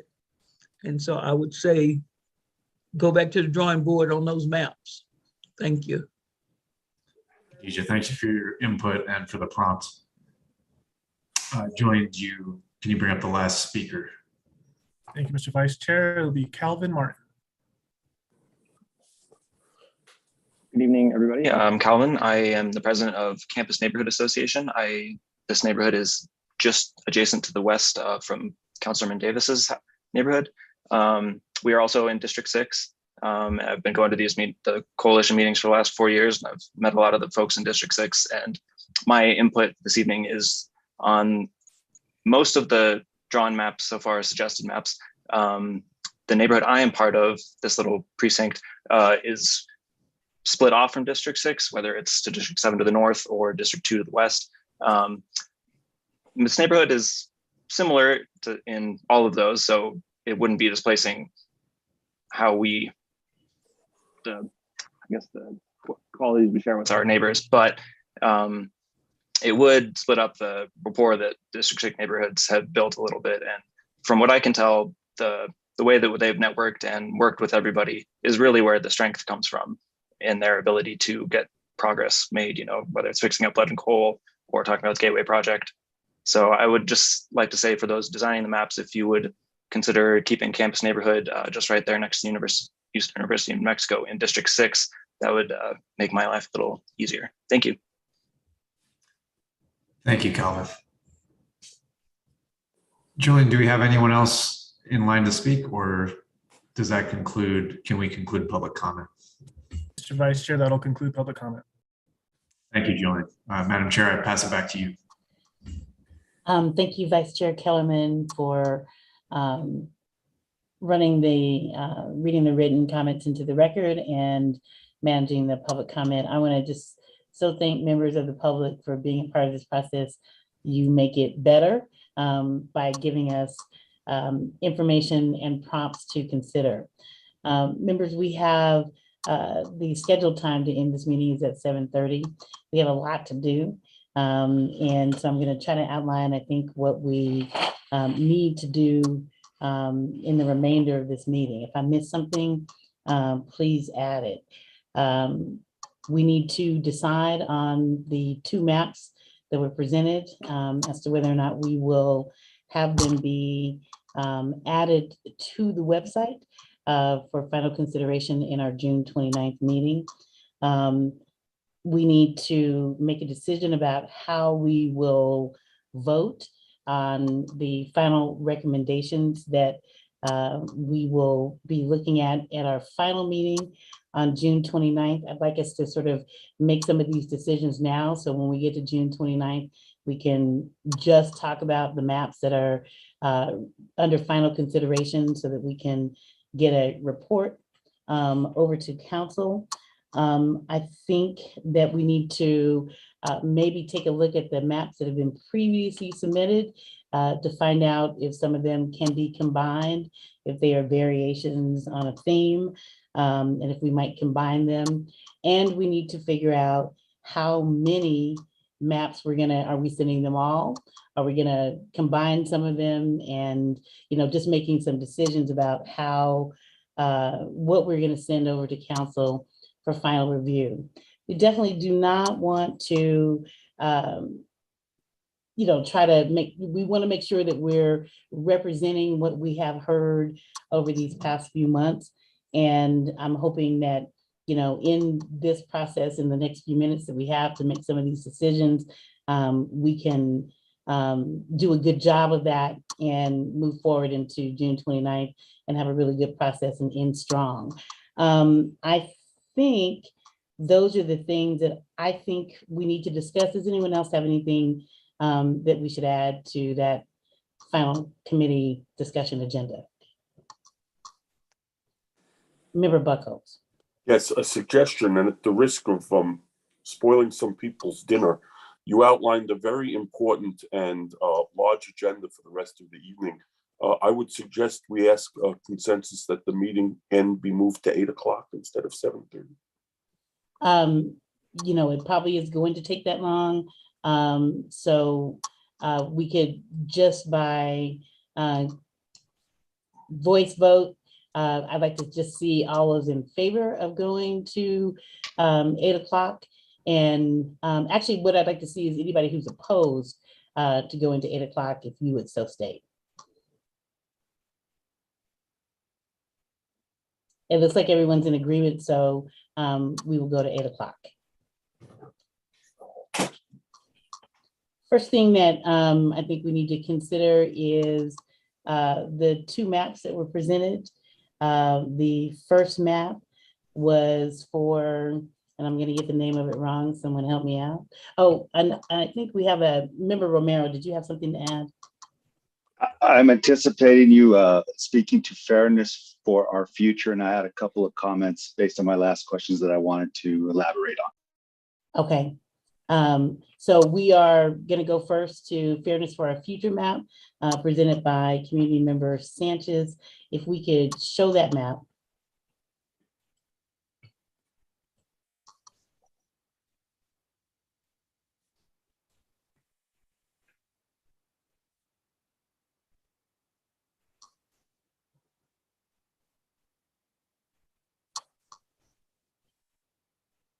And then I'll recognize member Romero. Thank you, Madam Chair. Members of the committee, first of all, thanks for the citizen participants who advanced these maps and submitted them for our consideration and who've also commented on them. We have a tough job before us. I think there, in order for us to stick with the idea of equitable representation, there are sacrifices that are going to have to be made by all districts here. That's why I asked the question specifically about displacement. I know that of an incumbent, and I know that the committee's sort of been deferential about that, but I want everyone to know that myself and Mr. Baca conferred with our representative to get his position on this. And what he did say, and this is Councilor Benton, that is he wants what is good for the city. If it displaces him, he is okay with that. He'll take his chances in District 6 if he's going to run there and come what may. But really, he's been advocating for some time now for double representation for the core area and to cross this geographic demarcation of the river, of sort of being this proxy of division, and really should not be. Prior to the last redistricting council, we were headed in that direction for whatever reasons. It was receded. This is what we are tasked with. This is where we have to go through. So he is fine with that. And I just wanted to put that out there for the committee's consideration, that yet another counselor is willing to forego their incumbent status just by virtue of living in that district to advance this map for the greater good. I like that this map has this geographically congruent approach to the west side. I think it's responsible. Citizen Grothus, thank you for your comment on that. I think that aside from equitable representation, this speaks to equitable allocation of responsibility by these chosen representatives. One individual cannot be tasked with this in my mind and be expected to get results and serve that portion of the west side alone and also the central core. Like I say, people keep hearing me harping about being from Morelos. All my family who was originally from Morelos is living all along the west side from the South Valley all the way up to Rio Rancho, you know, and I've seen how much that side has grown. I don't see a lot of differences between homes right there in Pat Hurley, and I know a lot of families and have a lot of friends in homes in West Old Town even. Again, the city should, the river should be something that unites us, not divides us for a number of reasons. So I like this approach with the congruent geographic aspect of it. I think it's fair, it's equitable on both sides, both in representation and allocation of responsibility. Again, I vetted this with Morelos, not because I don't want to be perceived as giving them undue attention, but because of where we have to pass through, it necessarily implicates Morelos. And having vetted this, I think if they have a choice, and I hear everyone's concerns about creating a de facto sort of pocket of poverty by putting many of these neighborhoods in one district.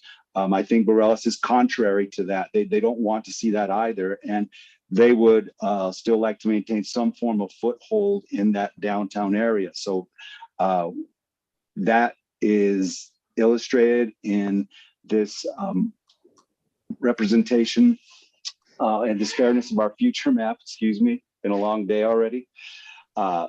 And I think that that is okay with those folks in Morelos. I think it hits all the constitutional requirements. Most importantly, equitable representation for that west side that's in such dire need of resources and representation, and also all the conversation concerning what the numbers bear out in terms of Hispanic population and other groups within the city. I think that this map lines up well along those constitutional mandates. Again, there are going to be sacrifices that have to be made with what we're tasked with. So I'm in support of this map. I implore the committee members to also do so, and I'll leave it at that. Thank you, Member Romero, Member Kellerman, and then Member Buckholz. Madam Chair, thank you. I wanted to say I appreciate Member Romero's comments, his framing, what he walked through in terms of how this map is very logical, it meets all the requirements. And he, as a representative for District 2, I hear support there. I've also heard support across a significant part of the committee and from many members of the public. So I see Member Buckholz has also raised his hand to speak, but I want to move to include this map as an official map under consideration. And then just to note later on, I have a couple more motions for narrowing after that point. Thank you, Vice Chair Kellerman. So we do have a motion on the floor, and I guess I'd entertain a second, and then we'll go back to discussion. I would second. So it's been moved in second that we publish this map on the website, and so we will go to discussion before we go to a vote. And I will give Member Buckholz, since he was next in line, the next opportunity to speak, and then Member Pasco, and then Member Kellerman, if you want to go back and talk about your motion, I'll give you that opportunity after that. Member Buckholz. Thank you, Chairman. I'm afraid I want to speak to the concerns that I have about this map. For one, while it doesn't have what appears to be a huge effect on my own district, District 8, there are changes there that I have not had a chance to consider or discuss with others, and I'd want to think about how those changes might impact District 8. But more importantly, I was concerned about the distance that's created in this district from at least the middle to the sort of the farther eastern part of the city, all the way over well to the west, and what that meant for a disparity and a number of different communities of interest. But frankly, what brought this home was the comments from the neighborhood association, what I believe was the South Pedro neighborhood. And of course, we know that South Broadway and those old historic neighborhoods are challenged. And I heard from that citizen that that neighborhood group would be concerned that they might be somewhat neglected in connection with this change in the district, and that it sounds as though are comfortable with their manner to participate in the current District 6, which is more compact and may offer them more opportunity to take care of those concerns. And so with that final comment, I was convinced that I would not stand in support of this particular map. Thank you, Member Buckholz. Member Pasco? I'd also like to comment on the compactness. I know that the goal here was to stretch District 6 way out to the west, and there may be good reasons for that. But what we're doing here is making a very non-compact district, which goes against one of the principles we're supposed to be using. That's all. Thank you, Madam Chair. Thank you. And Vice Chair Kellerman, if you'll allow me to have other members comment, and then I'll come back to you as the for your motion, if that's okay. Yes. Thanks, Madam Chair. Member Baca and then Member Segura. Thank you, Madam Chair. Just two very quick points. One, obviously it's not completely compact, although it's a little bit stretched down to that Mesa del Sol where very few people live. But of course, that's the trade-off, as Sandra has said, for having the largest group in the city having adequate representation. What will soon be the majority group in the city, right, from 47.7 to 50. The other thing, like all the other maps that have been considered and have been sent forward, this isn't the final say. This is not done as it is. It's a concept. And there hasn't been anything that actually disqualifies this from consideration. We've had several points from several, both committee members, public, across the board, including, and this is a good map. It may not be perfect, but there's nothing that disqualifies it from being considered for final consideration. I think we do a disservice if we don't allow that to happen. Thank you. Thank you. Member Segura. I am not in favor of this map. First of all, I want it on the record that my family is from Borales. Historically, I still have family in Borales, even though I'm on the west side. I think that this map convolutes the west side by adding 2 more districts. I can support having District 2 on the west side, but I cannot support having District 6 extend that far and taking more of District 1. We were talking to our counselors this week. He was supporting some of the previous maps, but this one I believe has gone too far, and I cannot support it and will not support it. It convolutes the district too much. That's my comment. Thank you. Other committee members before I go back to Vice Chair Kellerman. Anyone else? Vice Chair. Thank you, Madam Chair. I just want to echo and reemphasize Member Baca's point on this is not about adopting this map as a recommendation, but rather making it an official map under consideration.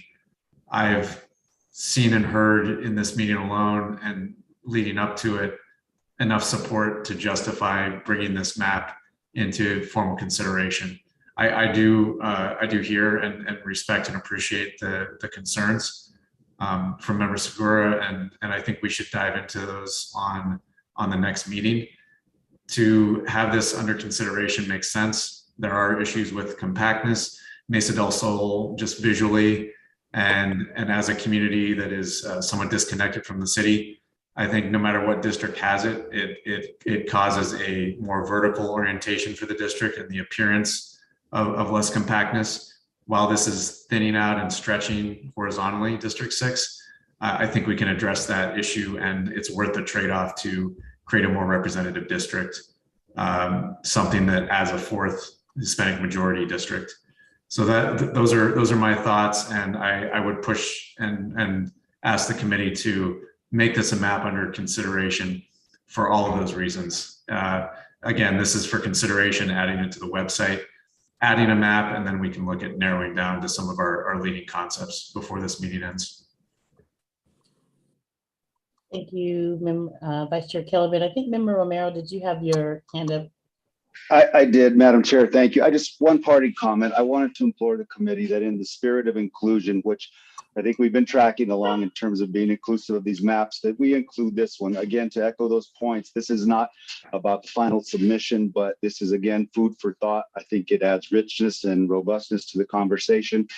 I think it should be included as a considered concept. We're not talking about the final submission, but as a considered concept. Thank you. Thank you. So the fair use map would be considered to be citizen map 5, I believe. And so if we don't have any other member comments, I'll call the previous question. We have a motion and a second to include this map, citizen map 5, I believe it would be, on the 2022 redistricting website. And so we now need to call the roll, Petra, to decide if we're going to do that. Thank you, Madam Chair. Council District 1, Committee Member Segura. Adamantly, no. Council District 2, Committee Member Romero. Yes, in favor. Council District 3, Committee Member Quesada. Madam Chair, Petra, would I be allowed to pass and be last? Yeah, I don't think there's any rule against that, unless somebody else is aware of one. Thank you. Okay, Council District 4, Committee Member Reynolds. Yes, accept. Council District 5, Committee Member Aragon. No. Sorry, was that a? No. Oh, that was a no. Okay, thank you. Council District 6, Committee Member Chair McGill. Yes, and I want to explain my vote. Would you like me to come back or? Come back to me and I'll explain it. Okay. Council District 7, Committee Member Kellerman. Yes. Council District 8, Committee Member Buckholz. No. Can you repeat that? Sorry. No. Thank you. Council District 9, Committee Member Pasco. I vote no. And then coming back to Council District 3, Committee Member Quesada.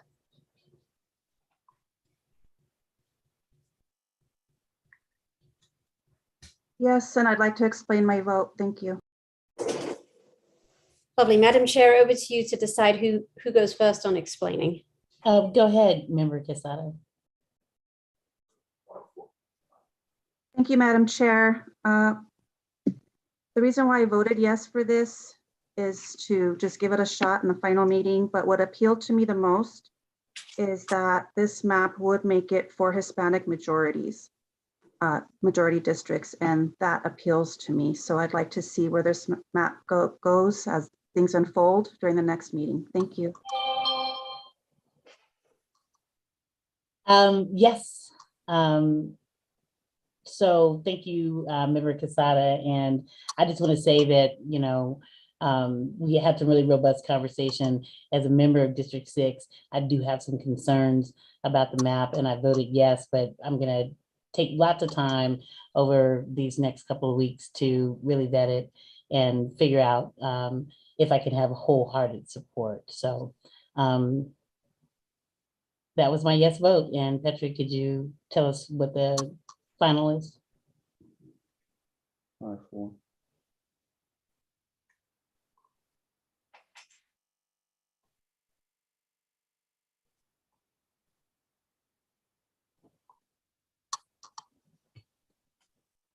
Petra, are you there? I believe it passes on a 5-4. Sorry, yes, that passed on a 5-4 vote. All right. Thank you. So that map, which I believe, and then you all correct me if I'm wrong, will be citizen map 5. Is that correct? That's correct, Madam Chair. Okay. All right, so the next map, if we can show it.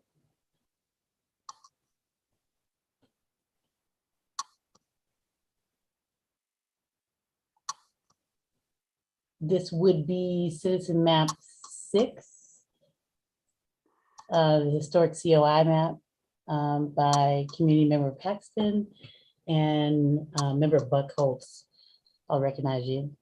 Yes, as I said a little earlier, I very much appreciated the work of the citizen group that was putting this together, particularly in consideration of taking into account the issues that were raised at our prior meeting. So I intend to vote to move this on forward to something that we can consider.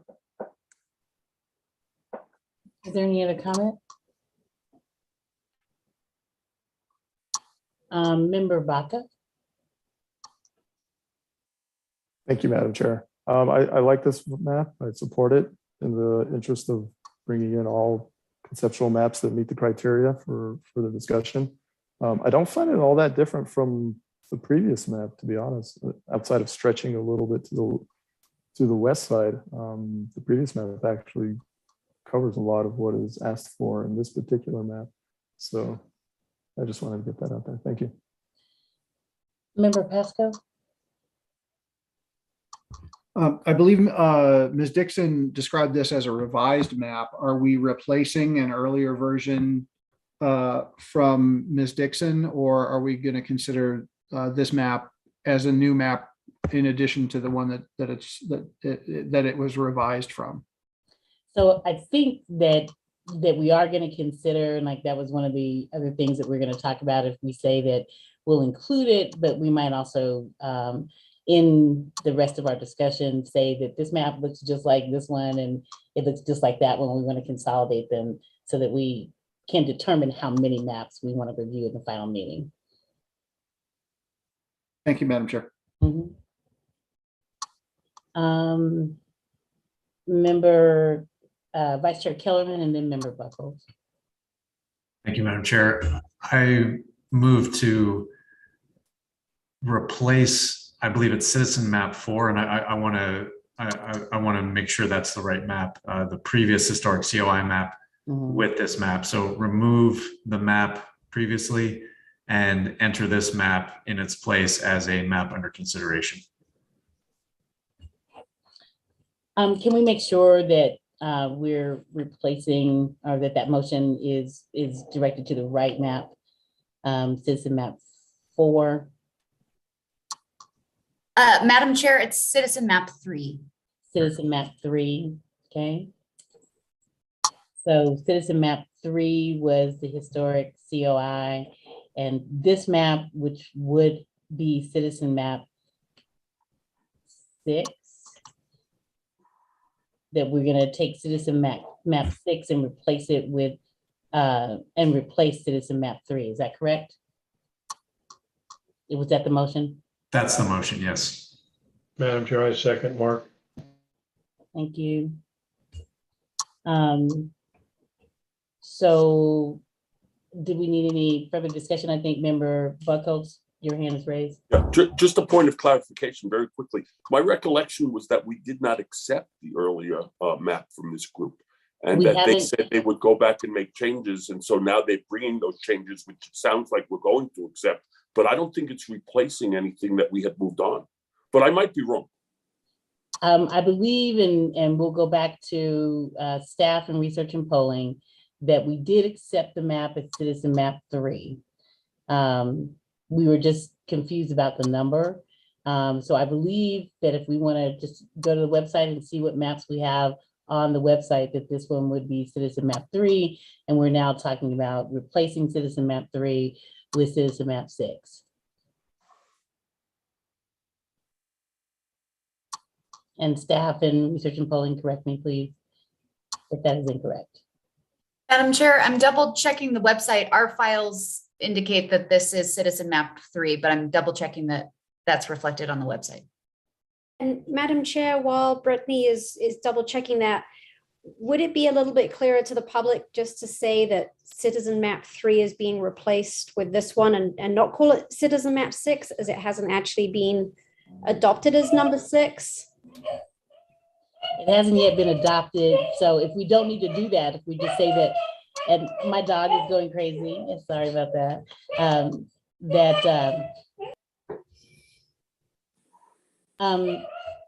if you guys can hold on, my dog's dog walker is here.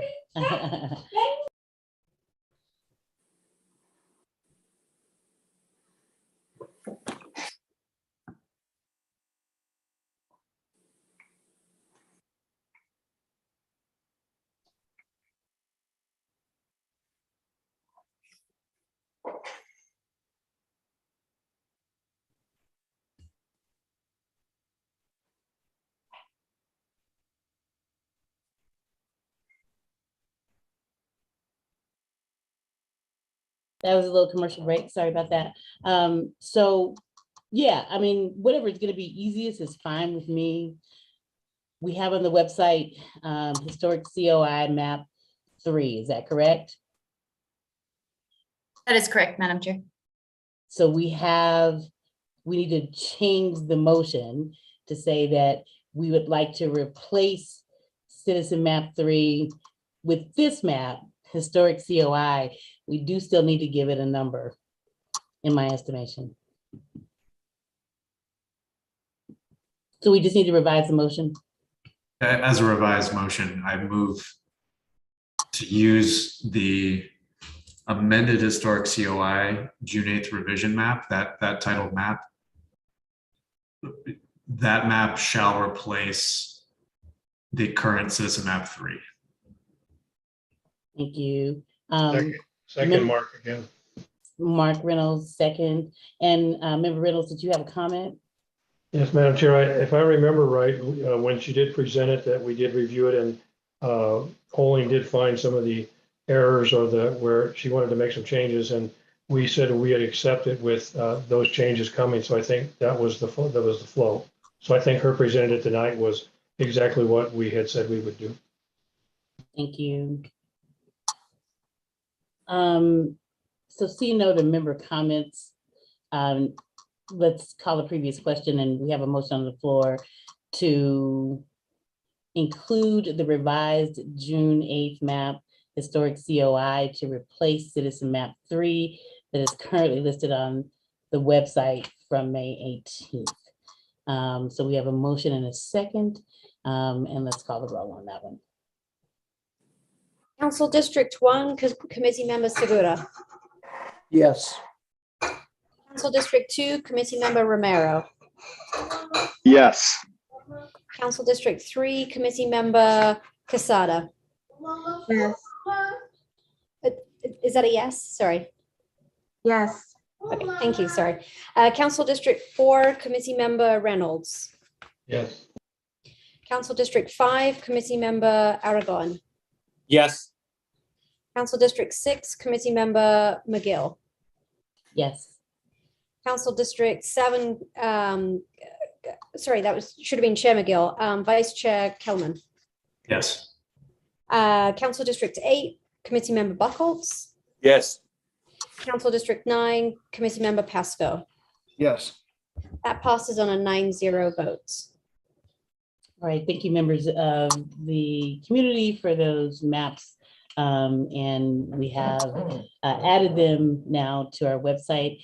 So I believe we have currently 8 maps under consideration. Is that correct? With the 2 that we've added tonight.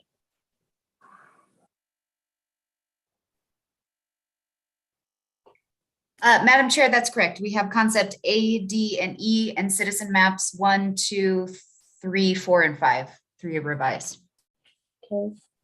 So concept A, D, E, citizen map, citizen maps 1 through 5. So I'd like to ask a question on how many of the citizen maps are very similar to concept map A? Madam Chair, both citizen map 1 and 2 are very similar within, 3 or 4 precincts of concept A. So concept map A and citizen maps 1 and 2 are really, Very really similar. similar. Okay. And so is it possible to combine those maps without taking away any of the citizens' work on those maps? Madam Chair, of course, yes. But I think the committee would need to give us direction on which Right. pieces of which maps would need to be accepted. So can we, I'm just putting this out here, committee members, can we think about that, or do we just want to leave it as it is and not mess around with it and just say that we're gonna talk about 8 maps next week? Madam Chair, if I may, Mm-hmm. I move that we replace concept map A and citizen map 1 with citizen map 2. And I want to clarify as Brittany just noted, citizen maps 1 and 2 are very similar to concept map A. Concept map A has been referenced as the most popular concept map so far. So I don't want this to look like we're getting rid of just concept map A, but rather replacing it with a version, which is citizen map 2. That has been noted, and I want to make sure that this is the case on the record, that citizen map 2 does a better job of having less population variance, I believe. And so if that's the case, first of all, is that the case, Brittany? Okay. And so I move that we replace concept map A. So remove concept map A, remove citizen map 1, and replace them with citizen map 2. Can you hold your motion and let's have some discussion first?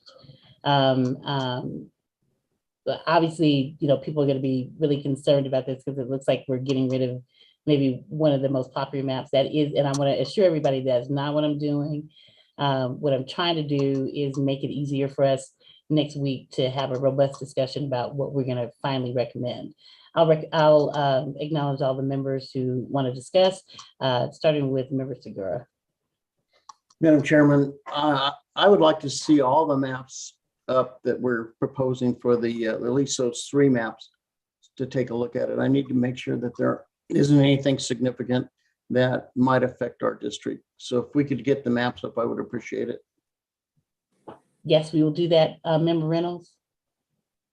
Yes, Madam Chair, I'd like to continue the conversation though with D and E, and if they match any of the other citizen maps, so we continue it as a holistic conversation, not just A with 1 and 2. Right, that's the goal, is to do that. Like first I thought we'd start with A, and then once we've decided this, then we'll go to the other ones. If that's But okay with you, Member Reynolds? before we table that and move to a motion, can we beg the question of D and E and how they match, if they match at all? Yes, we can do that. We can do that first. So for concept map D and E, what are they most similar to in the citizen maps? Madam Chair, members of the committee, I don't think that there are any citizen maps that are very similar to concept D. Concept E is probably most similar to the historic COI map, but it is pretty different. I would say that beyond A and citizens maps 1 and 2, all of the remaining maps are pretty distinct. Okay. Does that satisfy you, Member Reynolds? Yes, Madam Chair, thank you. Moving on to Member Quesada.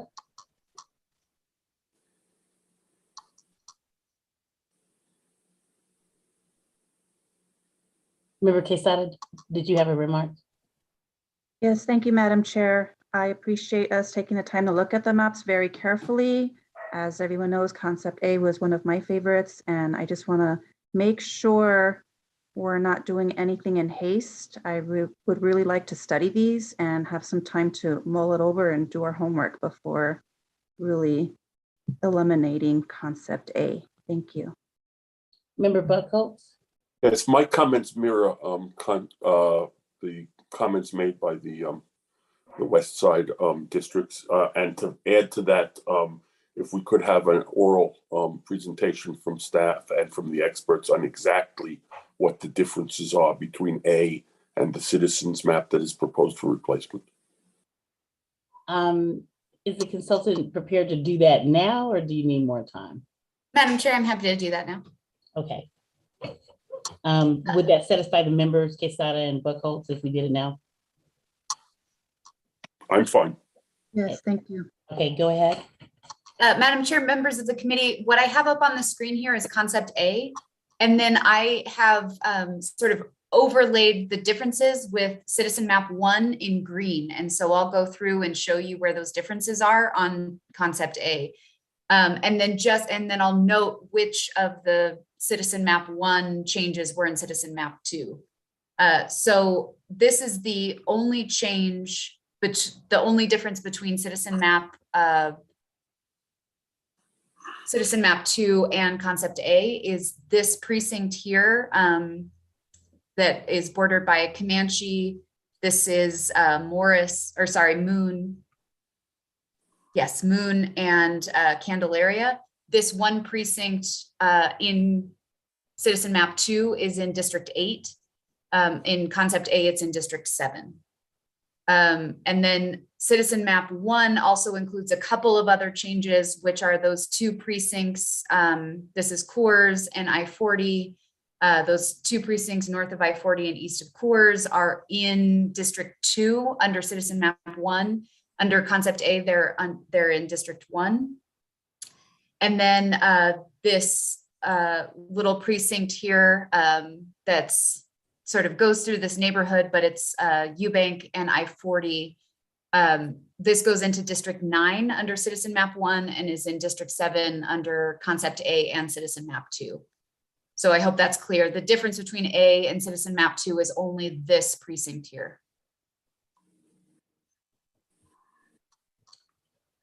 Member Quesada and Member Buckholz. Thank you, Madam Chair. Ms. Paz, does concept A include Crestview Bluff? Yes, so concept A, citizens maps 1 and 2 all don't change the boundaries of District 3 from the current districts. Thank you. So these are the current boundaries, and so District 3 is not affected in any 3 of these concepts. Member Buckholz. Yes, as to the change in districts 1 and 3, I'll look to my colleagues from those districts for guidance. As to the precinct that was referenced between District 7 and District 8, can you tell me where that precinct is in the current districting? Yes, that precinct currently is in District 7. It's in 7, so you're moving it into 8 from 7 is the suggestion here, or leaving it in 7. That's correct. And if you'll recall, concept A moves this precinct here between Wyoming and Eubank and Comanche and Montgomery from 7 into 8 to deal with some of the loss of population in 8. Right, and so citizen map 2 and citizen map 1 just sort of brings that a little south. So I hope I vote the right way eventually, but what I'm trying to accomplish is if they're going to move people out of District 8, I want to understand what we did and how to explain it. And if these people are being moved into District 8 in order to make the population balances right, I likely will not have any objection to that. So thank you.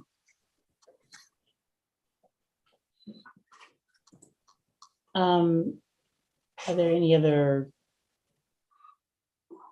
panel comments?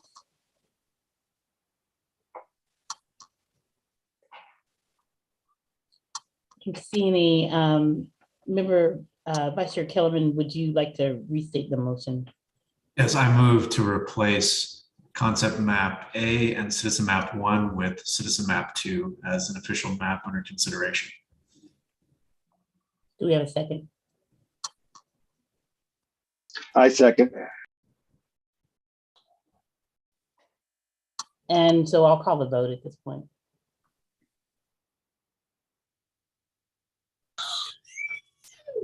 For Council District 1, Committee Member Segura. Well, we're back at West Bluff again, trying to take it out. Anyway, so I cannot support this. I vote no. Council District 2, Committee Member Romero. Yes.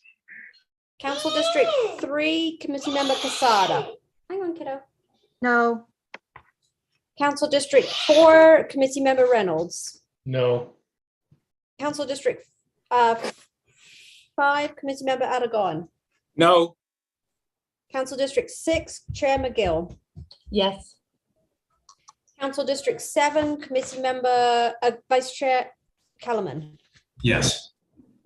Council District 8, Committee Member Buckles. Oh. Council District 9, Committee Member Pasco. Yes. That fails on a 4-5 vote. Okay. So at this point, we have all three of those concept maps are remaining under consideration. And then the other 5 maps are pretty distinctive, and so there's not any combining of any of those to be done at this point. But I would entertain a discussion about other concept maps. Are we interested in continuing to consider those next week? Concept maps D and E that were from the original, are those still under consideration? Madam Chair, I move to eliminate concept map D as it only has 6 majority minority districts. Is there a second?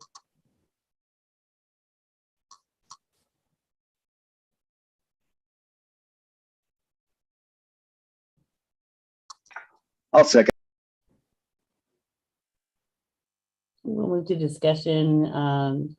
Member Kellerman, did you want to explain your motion? Yeah, I really just want us to start eliminating maps that haven't been considered popular or don't have distinctive elements that have been supported by the public. I think concept D fits in that definition. So we have 3 maps that are similar to concept A.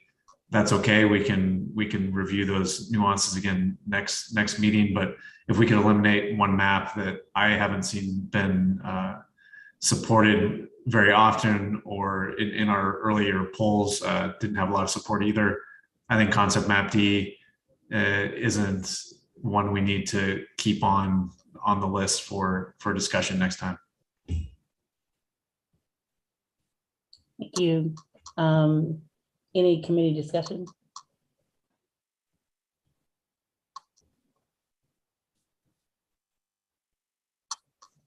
Member Pasco?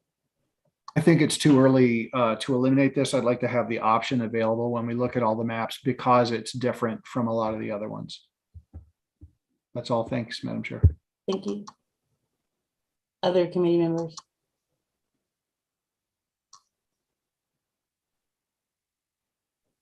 Member Reynolds? Madam Chair, I agree with Committee Member Pasco that it's too early, I think, without enough detail, that if we cut it off short, there may be a detail that we miss, and I'd rather have them all on the table than take it off the table. Madam Chair, hearing a lack of support on the committee for this motion, I'd like to withdraw it and enter a new motion based on the last point you made on what we should decide before the next meeting. And if we could bring up the slide that was used in the research and polling presentation at the beginning around the 3 options to arrive at recommendations, how we would rank or rate different recommendations. I wanted to note, based on the example from the last redistricting session, there were many more concept maps, many more maps under consideration. Even though we haven't eliminated many during this process, we still are only at, I believe 8 is the count right now. So we're at 8 maps, thinking about the process, being able to dive into each of the concepts or review each of the concepts on their own. We could follow either 1 or 2. I have a preference for number 2. I think it lets us give a more nuanced recommendation between maps and give points for multiple maps, and then also focus in on individual maps when we review them. So all 3 of these methods are valid in my mind, but I'd like us to consider reviewing and using number 2 as the main method. So before I enter a motion, I just wanted to open it up quickly because I know we're at the top of the hour here for discussion. Right, and I do want to say that we were going to talk about how many maps we want to send for final consideration. We can do that in the next meeting. So we do want to, quickly talk about the method of voting. Are we going to do rank, rate, or vote up or down? Number 1, 2, or 3. So if we are ready to entertain a motion, and Member Buckholz, I'll recognize you after this comment about that. I think this would be a good time for us to figure that out, and it's going to help us plan our June 29th meeting. Member Buckholz? Yes, I may be out of order, and if that's it, okay, and I understand the time. But I had a couple of comments that I wanted to make on this question of how many maps we send along, and I don't know whether you want to entertain that for me now. I'll try to keep it as short as I can. Go ahead. Okay, so here's my point. First of all, question to staff. Is it correct that council can reject all of our matters that are sent to them and come up with their own maps? Madam Chair, Member Buckholz, that's correct. Okay, all right. So I'm not going to ask that this map be removed, but I believe that one of the citizens' maps is called the Davis Fibercorn map, and we approved that. And I heard comments today from former city councilor in that district, Donnelly, who I want to thank for his service over many years, and pointing us to a distribution that he made, that I hope that distribution is sent to others, and other comments from members of District 7 and District 6 expressing citizen and neighborhood concerns about some of the issues that were raised in that map. So I don't think it's time today to talk about those issues. We may want to talk about them next week when we rank or vote in a certain way. But I did want to note for the record today that we had accepted that map, I think last week, with very little discussion and also without the time for input from the community. We heard input from the community today, and we should consider those matters going forward. And I thank you for your indulgence in allowing me to make that comment right now.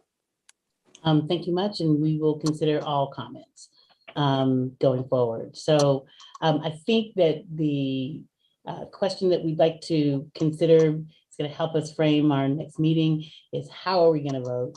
I think right now we have just made the decision that we're going to have 8 maps that we're going to be considering next week. And now we need to decide if we're going to rank, rate, or vote up or down. 1, 2, or 3 is what we need to do. And I'm not sure that we need to have a long discussion about this. So we just need to decide what we want to vote on and figure out how what our preferences are.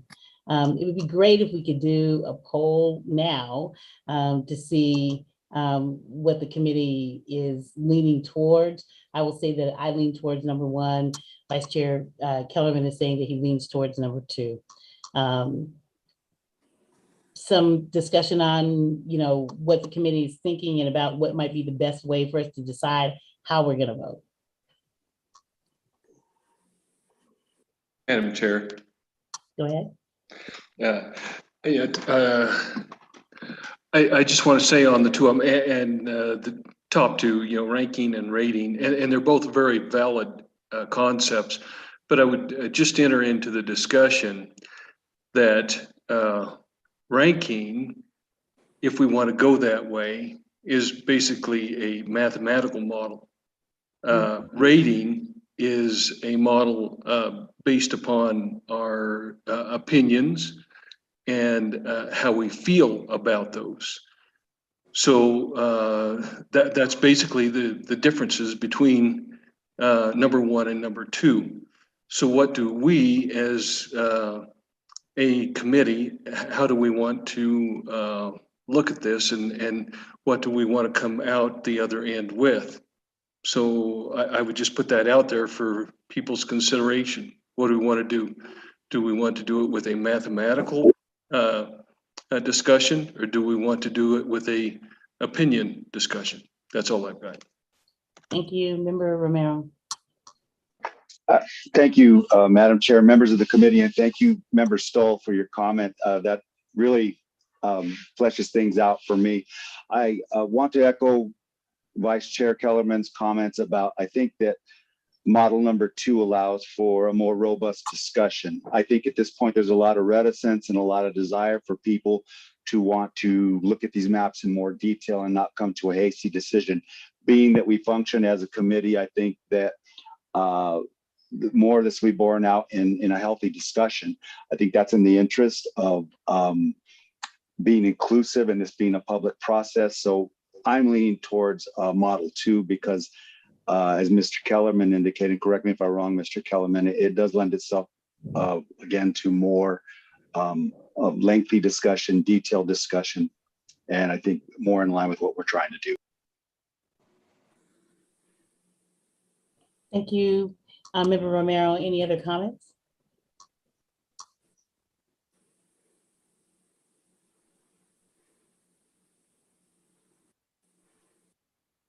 I don't hear any, and what I'd like to see if we could do is like go down the roll and see if we could just by majority figure out what most people would like to do about the voting. So if we could call the roll and just find that out, keep track of if people are selecting 1, 2, or 3, and we might be able to come up with a majority from that. Yes, Madam Chair. Council District 1, Committee Member Segura. Well, I could go with either 1 or 2, but I think I'm going to follow Vice Chair Kellerman and go with number 2. Council District 2, Committee Member Romero. Number 2. Council District 3, Committee Member Quesada. 2. Council District 4, Committee Member Reynolds. I think 2 has the most flexibility. 2. Council District 5, Committee Member Aragon. 2. Council District 6, Chair McGill. 1. Council District 7, Vice Chair Kellerman. Number 2. Council District 8, Committee Member Buckholz. Number 2. Council District 9, Committee Member Pasco. I'd say 2, and just remind everybody, we're going to have to downvote some maps to eliminate some tomorrow or next meeting. Thanks, Mike. Exactly. So we will have to have a final method of voting. So what it looks like right now, the will of the committee is that we would rate each concept in the next meeting. So there would be 8 maps for us to rate. I'm thinking that this is something that we can work on between now and then based on what we hear from our constituencies about what they think about these maps and what we know about how they follow the principles and what we think our constituencies need and the city as a whole needs. So we will go with rating, and I would ask each committee member to come prepared to tell us what you believe about that rating when we get to the meeting next week in order for maximum efficiency. Can we agree to that, everybody? Let me hear you say yes. Yes. Yes. Yes. Right. So if we could all do that homework, we're a few minutes over our 8 o'clock extended time. I think that we have discussed everything that we can discuss for this meeting. I want to thank all the members of the public who stayed with us for this long time, and our panelists who have done the hard work, our staff from the city and the consultants, research and polling for all of the work. Much appreciated.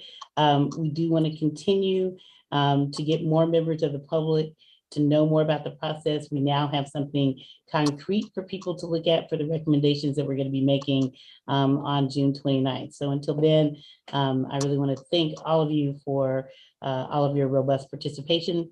And at this point, I would accept the motion to adjourn. So moved. Second. All right, all in favor say yes. Yes. Yeah. Top, Trevor. All right, good night. Thank you, Madam Thank you, Madam Chair. Oh, it's over.